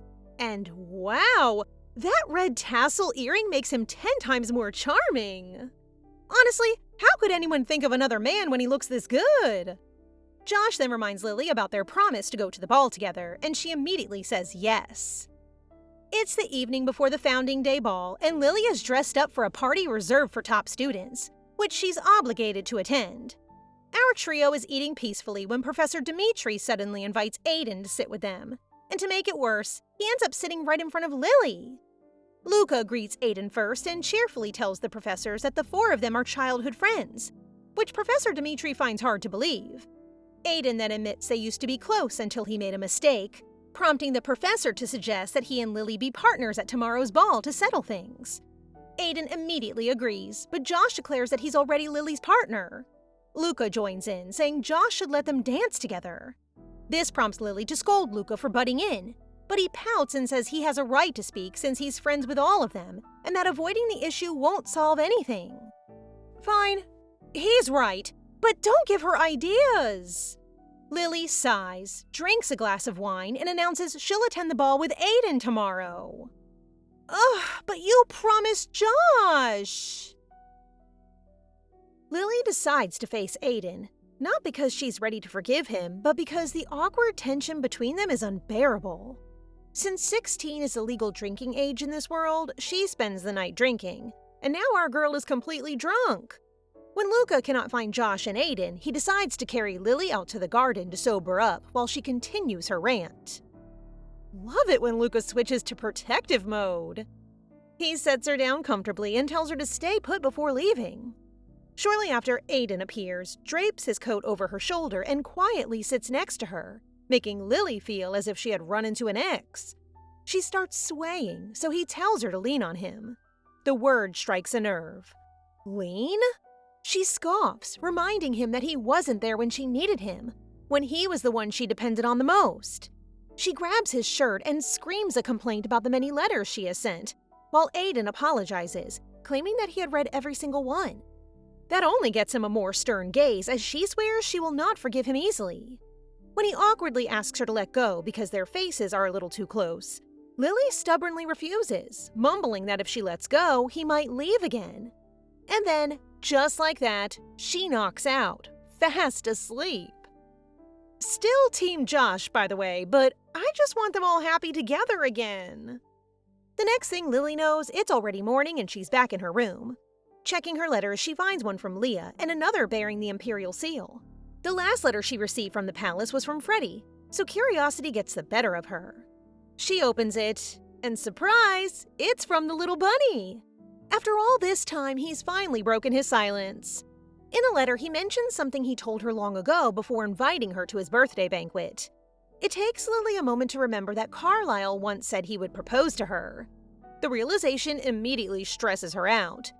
As if dealing with Joshua and Aiden wasn't already complicated enough, now Carlisle has joined the party. Welcome to your own reverse harem, darling.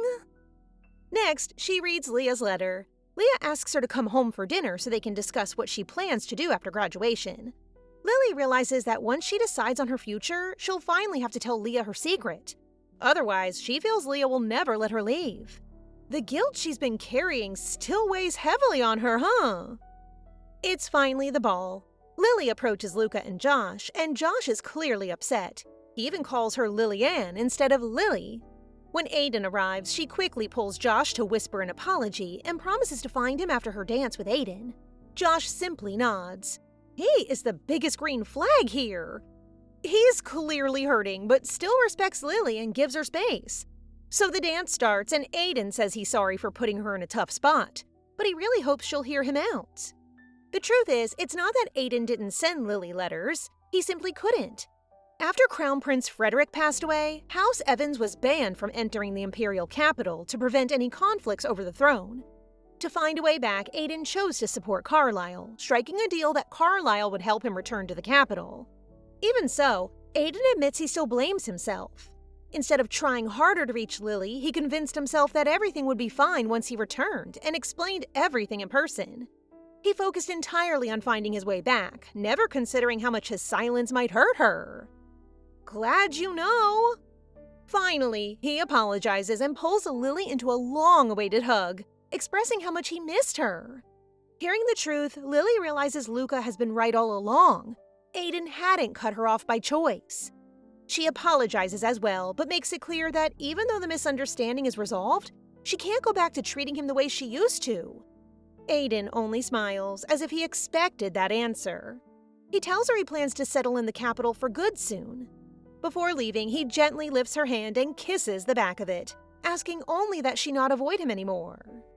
And boy, oh boy, Josh sees the whole thing and is now super enraged. Lily returns to Luca and Josh, explaining that things between her and Aiden are fine now. Josh grumpily mumbles that she looked like she was having fun, clearly still sulking. Lily simply pats his head and apologizes for everything that happened earlier before asking if he'd like to visit Royston Manor with her during the break. That instantly makes this cutie pie smile, but of course, he still insists that he's mad. Seriously, just date already! Once the celebration ends, Aiden leaves the capital right away. It annoys Lily a little since it feels like he hasn't changed at all. But then again, he's not obligated to inform her of his plans anymore. They're not as close as they used to be. And just like that, her academy life continues. It's finally break, so Lily and Josh head to Royston Manor. The moment they arrive, Leah, still as angelic as ever, runs towards Lily with her arms wide open. Lily immediately hugs her back. Seeing these sisters again makes me so happy. Lily greets Cedric next, pulling him into a hug as well, and wow, this man is really aging like fine wine. Lily can't help but smile seeing how affectionate Leah and Cedric still are. Even after 9 years of marriage, they remain just as lovey-dovey as ever. But the sight also brings a pang of guilt. Deep down, Lily feels that the reason they still don't have children might be because of her, which only strengthens her resolve to leave their lives as soon as she can. Later, Leah asks Heinz how their parents are doing. As expected, nothing has changed. They're once again off fighting in the war, which is why Heinz was able to come visit the sisters this time. There's currently a war with Bologna, and from what they've heard, one of Elharden's units was recently wiped out. They spend the rest of the evening chatting until the sun sets, after which Heinz heads back to the Blanchett Manor. Lily has been considering keeping her secret to herself, but with Leah making her a priority, she can't help but feel ashamed. She thinks she doesn't deserve it since she isn't Leah's real sister after all. That night, Lily gathers the courage to finally tell Leah the truth. But before she can say anything, Leah cuts her off, guessing that Lily probably wants to talk about her career path, or maybe Aiden proposed to her. Leah gently reassures her that she can choose whatever life she wants and be with whoever she likes. After all, Leah herself did the same, and she has both Lily and Cedric by her side to support her. This makes her feel even more guilty. Deep down, she wants to scream the truth, that the real Lily-Ann is gone and that she's the one who took over her body. So Leah should stop putting her first. But in the end, the words never leave her mouth. The night passes and they fall asleep without Lily confessing anything. It is finally the day of Delaire's graduation test, and Chloe clings to Lily, fearing that she must have failed their written exam and will not graduate with her. Lily, on the other hand, is worried about Josh's exam, but she soon finds that for the practical test, Chloe, a model student, Luca the genius, and Josh the best student in the swordsmanship course are all on the same team except for her. All of Lily's teammates rely on her, including this big guy named Alex Hamilton, who ranks second in the swordsmanship course. The simulated battle is put up using illusion magic to imitate real-life combat, which means there are hundreds of mages outside on standby, prompting her to remark that the school doesn't need to go this far for an exam. Suddenly, Alex wraps his arm over her as if they were close, which irritates our girl. If Josh sees this, you're dead. Anyway, it's time to devise a strategy, and Lily believes that confronting the opposing side is the best approach. Lily intends to stay behind as a healer so that Josh's side can win, but they all refuse because she is the strongest among them and must go on the front lines. There are students who are competent in both magic and swordsmanship, and she and Josh are among them. However, because Alex is not, she casts a defense spell on him, causing this guy to flirt with her again. Josh's team shows up, and since the exam is graded individually, Lily figures Joshua probably doesn't need her help. He's a strong fighter after all. Have you guys noticed? She's been thinking about Josh all day. Just before the clash begins, Luca excitedly calls out to Lily, which already irritates her a little. What annoys her even more, though, is Alex calling her friends dummies because, obviously, she's the only one allowed to talk trash about them. Now that's a real friend! Anyway, the battle begins, and Luca immediately rushes at Lily. He looks like he's having way too much fun, until he accidentally scratches her precious face. The moment he sees the blood, he freezes. His attacks stop instantly as he starts trembling and apologizing, panicking that she's bleeding so much she might get dizzy. Lily just smiles, grabs him, and unleashes her power, and poof! Luca disappears, eliminated from the match. To her surprise, the rest of her team has already been taken out by Josh. He walks over and angrily checks the cut on her cheek, clearly upset. To calm him down, Lily simply heals herself. Honestly, she thinks both Luca and Josh are making way too big a deal out of a tiny cut, and she's stressing how they're so overprotective. Well, you are their princess, so yup. Alex then shows up all beaten up, and it seems like he isn't eliminated yet, probably because the defense spell Lily put on him is really strong. Josh is prepared to help Lily's team win because he has all the points he needs to make up for the one he lost on the written exam. But when Lily says that Alex tried to hit on her, he instantly knocks up poor Alex. Lily critiques in the exam room that the school should not have tested them with the simulated war because she feels horrible for the students who must take the exam again. Suddenly, a man dressed in the uniform of Kantio's magicians appears and inquires as to what Lily dislikes about the examination. They talk about it, and before the guy departs, he comments that he knows she didn't use nearly half of her strength throughout the exam, and then goes. Suddenly, it dawns on Lily. Why is the man in the exam room if he's a Kantio magician? She quickly gets up to follow the guy, but she bumps into a wall and tumbles down. Josh! That man seems sus! In the end, Chloe and the boys all pass the exam. Meanwhile, Lily, who barely did the bare minimum, somehow ends up with the highest score and is named the star student. Chloe is hanging out in Lily's room again, and can't help but wonder just how powerful Lily's connections are. After all, she is currently holding 2 letters, one from Crown Prince Carlisle and another from the newly appointed Duke, Aiden. Whoa, he's now a duke? Lily opens Aiden's letter first. He writes that he'll be arriving in Elharden soon, and in the meantime, he's attached the old letters he once wrote to her. Next, she reads Carlisle's letter. and this guy boldly declares that he wants to officially introduce her to everyone now that he no longer has to hide his feelings. Of course Carlisle is still this bold. Horrified, Lily immediately starts writing a reply to refuse. Meanwhile, Chloe can't stop laughing and teases her, saying Lily better tell her right away once she decides who she's going to marry. That night, Lily finally opens the old letters Aiden had written to her. As she reads them, she realizes that he may have suffered even more than she did. For the first time in a long while, she writes him a letter back. A simple, short one. "Let's play chess when you return." While studying in the library, Lily suddenly apologizes to Josh, which completely confuses him. It is actually for pretending not to notice his feelings while still keeping him close. With a sad look, she wishes feelings could last forever, because she wants to love him. So basically, she does have feelings for him, right? Her fear of change is just getting in the way, right? Carlisle quickly sends Lily an apology letter for pressuring her, and as a gesture of apology, he also sends several dresses for her to wear to his birthday banquet. They're now at the party, and Josh immediately notices how nervous Lily looks. Well, she has a good reason. She's worried that the flirty little prince she knows might suddenly propose to her in front of everyone. Trying to calm herself down, she slips out into the garden, only to run into Carlisle himself. And wow, he's definitely not that little bunny anymore. He now carries a cold, intimidating aura, but the moment he flashes that familiar smile, Lily's nervousness starts to fade. Of course he's still as smooth as ever. Before she even realizes it, he's already intertwined their hands. Lily can hardly believe this is the same man people say barely speaks to anyone unless it's for official matters. Carlisle admits he's been waiting for this day before gently kissing the back of Lily's hand and calling her his savior.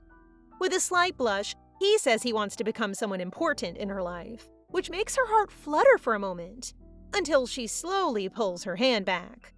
He knows she has always been skeptical about relationships, so he reassures her that his feelings haven't changed even after 9 years. Hearing that, Lily can't help but think that during those same 9 years, it was Josh who stayed by her side. Right? Sir, you don't just disappear for years and then casually walk back in like that. Lily apologizes and awkwardly says she's still too young for a relationship. Carlisle simply smiles and tells her he doesn't mind waiting until she's ready. She's free to meet other people and explore, but in the end, he hopes she'll choose him, which earns him a "what the heck" look from Lily. When Aiden arrives, their conversation is cut short, and Lily takes advantage of the chance to get away, but Carlisle grabs her hand.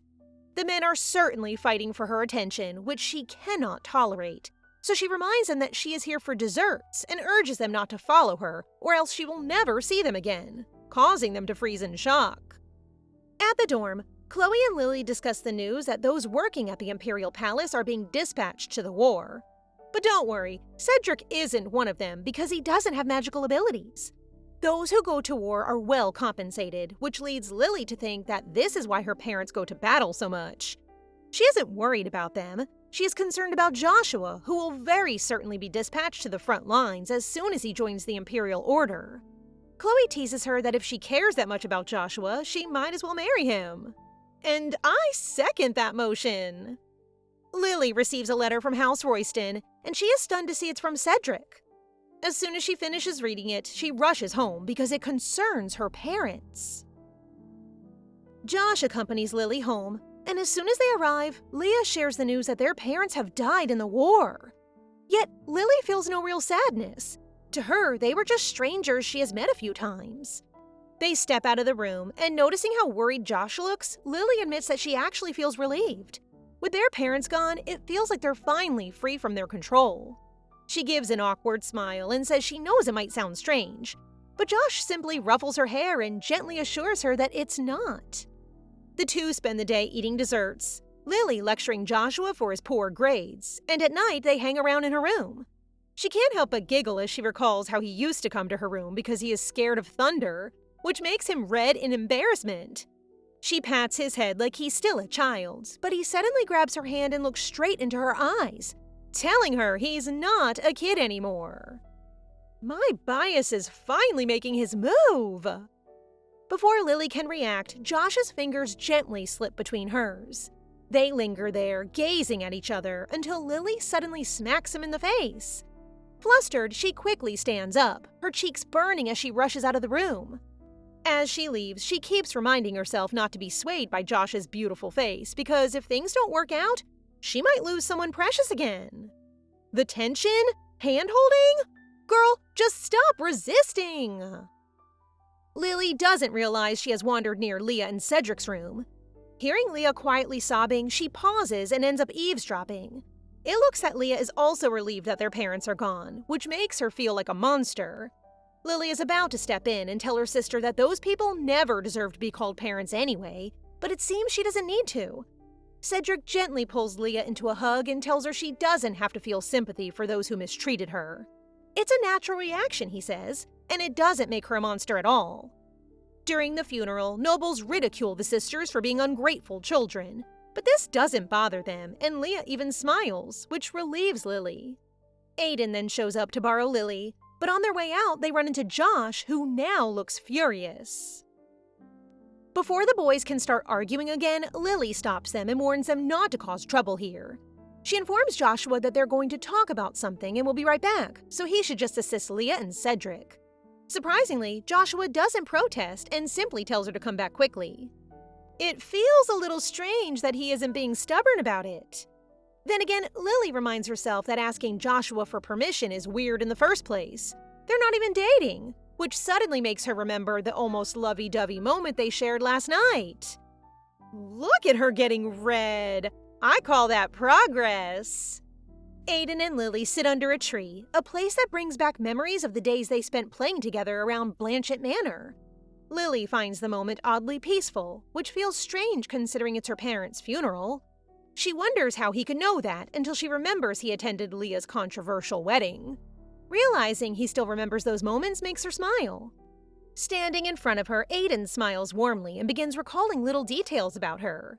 How she hates being forced into things, how she doesn't like people touching her, and how she once said she wanted to marry someone rich, strong, and able to prepare 5 desserts for her every day.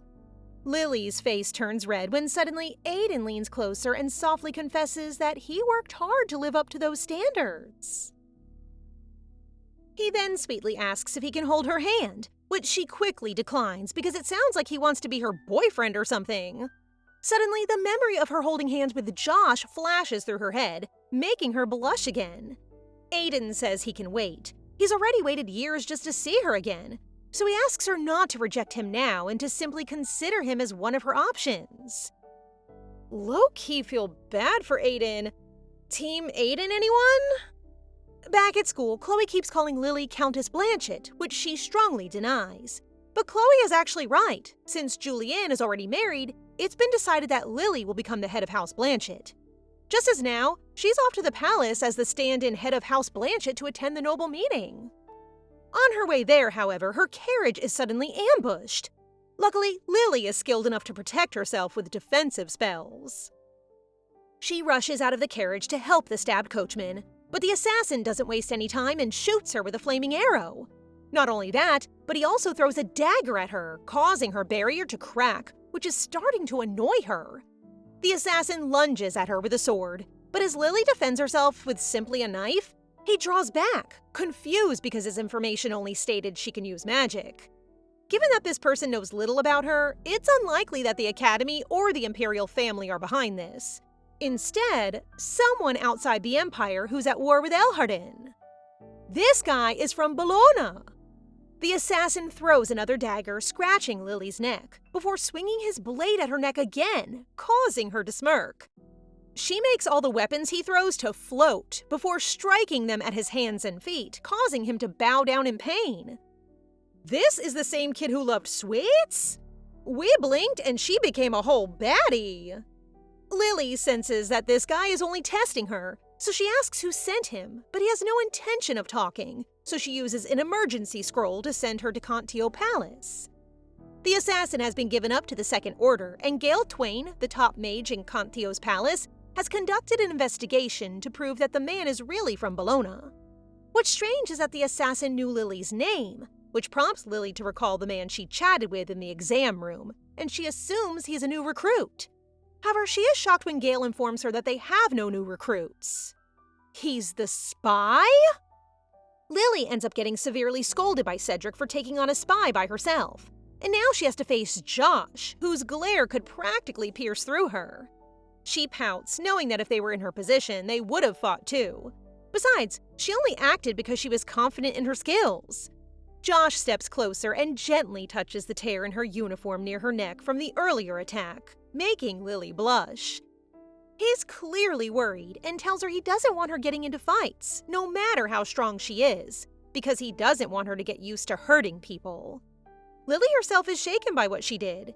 She used to be an ordinary person, yet now she can stab someone with daggers.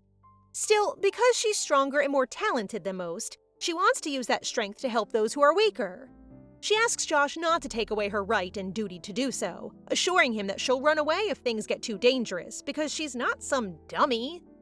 Josh finally relents, but asks her not to leave his sight or put distance between them. After patting her head, he walks away, leaving Lily fidgeting. One thing I noticed though, Josh is never overly touchy with her, unlike Aiden and Carlisle, whose touches always feel flirty. Or is it just me? It's finally graduation day, but Lily looks terrified, and it's because Leah behind her looks absolutely furious about the recent incident. Even Chloe whispers that Leah looks both scary and angelic at the same time. The Emperor is also present to award titles. Normally, he grants knighthoods, just like Leah received, while Cedric is given the title of Baronet.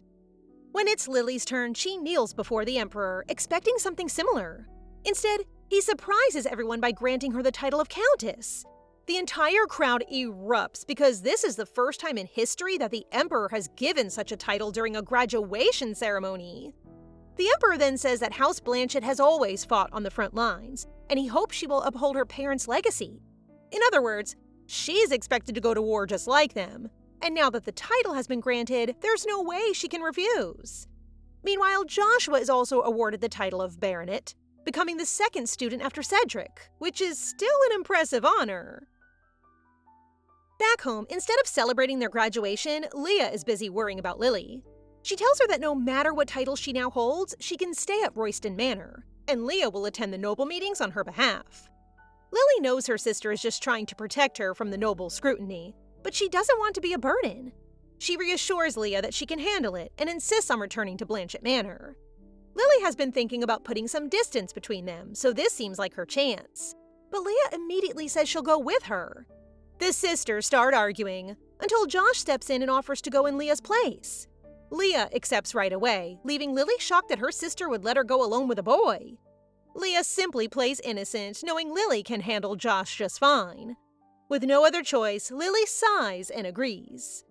After many years, Lily finally returns to Blanchett Manor. Hines and the other servants greet her formally as their new master, which leaves her feeling embarrassed. Josh follows quietly behind, scanning the surroundings, and his watchful presence starts to get on her nerves, so she decides to just ignore him. She suddenly pauses when she notices a large portrait of her parents. The sight of it brings back memories of the abuse Julianne and Lillian endured, and without hesitation, she orders Hines to take it down. The next day, Lily wakes up determined to do her best, but the mountain of paperwork quickly overwhelms her. Hines apologizes, explaining that they can't baby her because their priority is helping her adjust to her new role as Countess. If people start looking down on her, House Blanchett's reputation could suffer. Understanding this, Lily pushes through and continues her work. Aiden comes to visit, and Lily immediately wonders if he didn't run into Joshua, who was practicing outside the manor. Aiden doesn't answer and simply sits beside her, making Lily suspect the two of them fought again. It's strange, though. Knowing Josh, he wouldn't normally let Aiden see her alone. It turns out Aiden bluntly told Josh that since he can't help with paperwork, he'd only get in the way if they both went. Lily quickly draws a line, telling Aiden that even if he helps her, she won't be able to repay him emotionally. She wants to be clear so he doesn't misunderstand her actions. She can only see him as a friend. Though saddened, Aiden says he's fine with it because he genuinely wants to help. In the end, he ends up doing most of the work while Lily watches him, noticing that the baby fat on his face is completely gone. Suddenly, Aiden turns and shyly asks why she's staring, which makes Lily so startled that she bites her tongue. He immediately lifts her chin to check on her. just as Josh opens the door. Talk about terrible timing! That must have been heartbreaking to see. The three of them end up sitting on the sofa with Lily in the middle. Josh looks clearly irritated while Aiden cheerfully asks how her tongue is, as if he's purposely trying to provoke him. If you notice, they're actually sitting on the same sofa they used to share when they were kids, back when everything was simple and innocent. The four of them used to fit there together, and remembering that makes Lily wish they could have stayed like that forever. Now they can barely see each other without arguing. Those really were the days, huh? Honestly, it makes me feel like an auntie watching them all grow up. Soon, it's time for lunch, but Aiden can't stay long because he has another appointment. Before leaving, he gives Lily a charming smile and tells her to call him whenever she needs help. Lily waves goodbye, but the moment the door closes, she's startled when Josh suddenly takes her hand, looking like he wants to say something. In the end, he stops himself, rests his forehead against her hand, and quietly says it's nothing. But Lily can tell he's probably misunderstanding what happened between her and Aiden. How can he be this patient? He never pushes or makes bold moves. He simply stays by her side and that's it. The next day, Lily is still thinking about what happened. Although she was briefly charmed by Aiden's good looks, she knows she doesn't like him romantically. So, to anyone on Team Aiden, sorry guys. Meanwhile, Joshua notices even the smallest changes in her, which only frustrates Lily more because he still doesn't realize that she has feelings for him. Oh my freaking gosh! Team Joshua drinks on me! She noticed Josh didn't come out today and even skipped dinner last night.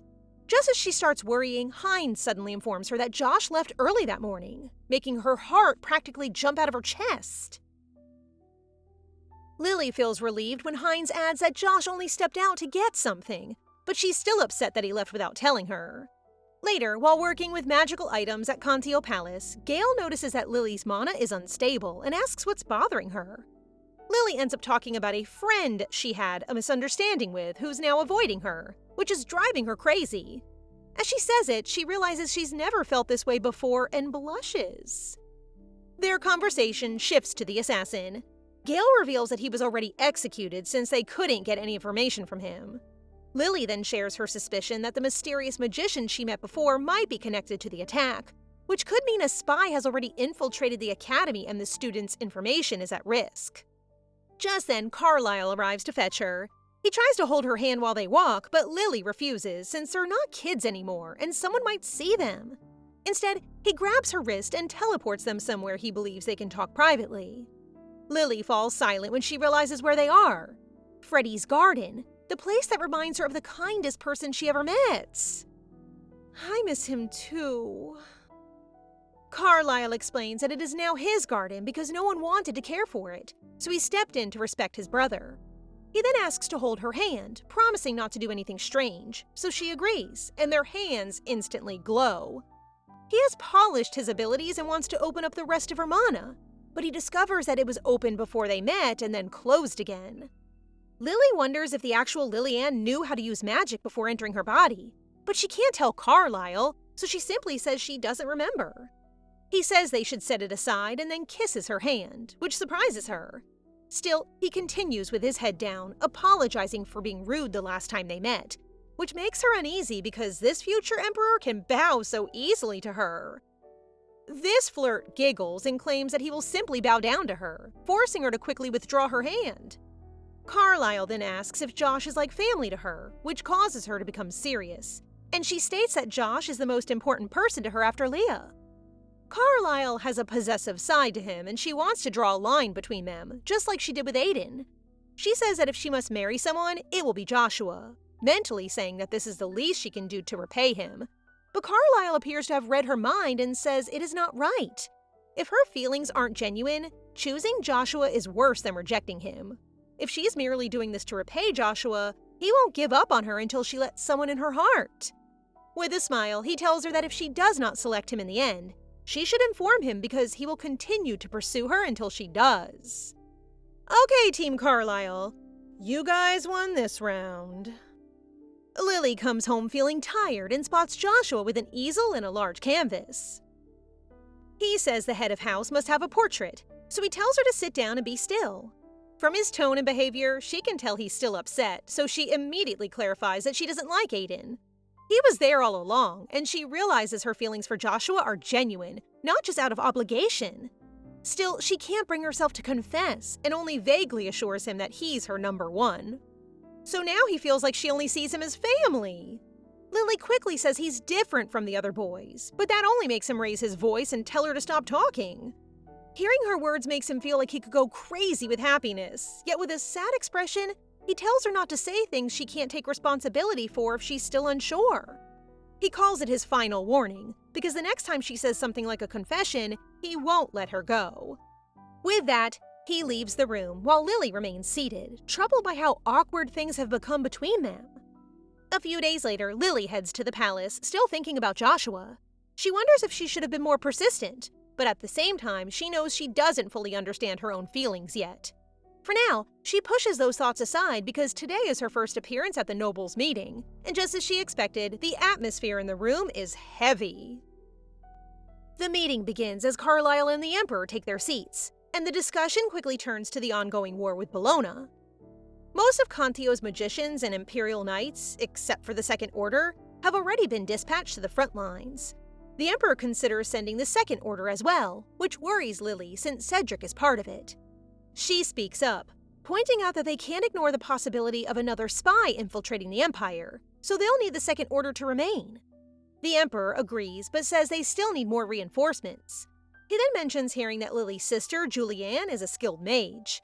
This makes Lily tense, but she calmly explains that it's been 10 years since Julianne graduated, so her abilities aren't the same as when she was in her prime. The Emperor smiles at her response and instead suggests that Lily serve in her sister's place, since she graduated as the Academy's top student. Carlisle steps in and mentions that he's heard Lillian specializes in healing. Instead of sending her to the front lines, he suggests assigning her as medical support. Lily understands why Carlisle doesn't openly defend her. If people realize she's his weakness while she isn't even his fiancée, it will be a serious problem. The Emperor agrees and orders a draft notice to be sent to high-scoring Delare graduates. Each noble house must also send at least one powerful representative. This war is worse than I thought. After the meeting, Lily tells Josh everything. She's actually relieved she'll be on the support team, especially since he's going too. At least he won't be alone. She even jokes that if things get dangerous, she'll grab him and run away together, which makes him sigh, whether from embarrassment or frustration. Carlisle later approaches to apologize for not being able to stop her from going to war, but promises to protect her as much as he can. Josh bows and thanks him, and Lily does the same before deciding it's time to leave. As they go, Carlisle notices something small but telling. Lily is the one initiating to hold Josh. The difference. They arrive home and Leah is furious when she hears the news since, even if Lily is only a support, she will still be on the battlefield. Leah can't stop crying, so Cedric handles the talking, asking Lily and Josh to send messages and praying they return home safely. Cedric is an Imperial Guard, so he understands that they cannot defy orders. Lily's main problem now is to reassure her sister. Lily grabs Leah's hand and says she's similar to Alan, who used to go to war zones. But she's a much stronger healer, so she promises to return home with Joshua. Before heading off to war, Lily stops by Claudie's sweet shop and strolls around town, reminiscing about the many memories from her childhood. While walking, she spots Aiden smiling at the same flower shop they once visited, so she quickly tries to avoid him. Suddenly, a blue-haired girl grabs her and pulls her into an alley. The girl realizes Lily is trying to avoid someone and shyly says it must be fate that they met, hoping they can walk around together. Just then, Aiden calls Lily's name and asks what she's doing there. Lily turns to introduce the blue-haired girl, but when she looks back, the girl has suddenly disappeared. Aiden mentions that the girl from earlier is the daughter of Marquis Delton, though the name doesn't ring a bell for Lily. Weird. They walk around reminiscing about their happy childhood memories, though Lily knows those days are long gone. They also talk about the years they spent apart, but it's clear that time hasn't been enough to close the distance between them. When Aiden says it feels like they've gone back to the past, Lily can only smile, knowing that no matter how hard they try, things will never truly be the same again. His chance ended the day he left. When Lily returns home, she rereads Freddie's letters and talks to them as if he were there, telling him she'll be going to war. It's the first time she's opened them in ages, and as she hugs them, she realizes she's finally ready to move on. She deserves this peace. Lou pays Lily a visit to complain about how he's also going to war, but is relieved that she is going as a rear support. This is so out of character of him that Lily finds it strange, but he quickly returns to normal, joking that if things go worse, he will run away on his own. Is this a death flag I'm sensing? Lily laughs and says she'll run away too, taking only Josh and Chloe with her, which makes Lou whine that Chloe can just escape on her own. Even if it doesn't show, Lily knows Lou is actually the most attached to their friendship. He may look like he has other friends, but in reality, he's only close to them, which is why Lily thinks he's the one who should move on more than she does. Now that I think about it, he stayed as a friend and was actually the one who helped Lily and Aiden make up. Josh then shows up and Lily asks when he'll finish the portrait. He casually replies, "When we return," which instantly makes her startled because it sounds like some foreshadowing. What is this? I just wanted some fluff! And that's it for today, guys. What did you think? As always, don't forget to like the video and comment for the next part so we know you want more. Remember to subscribe and turn on notifications for updates. See you in the next one!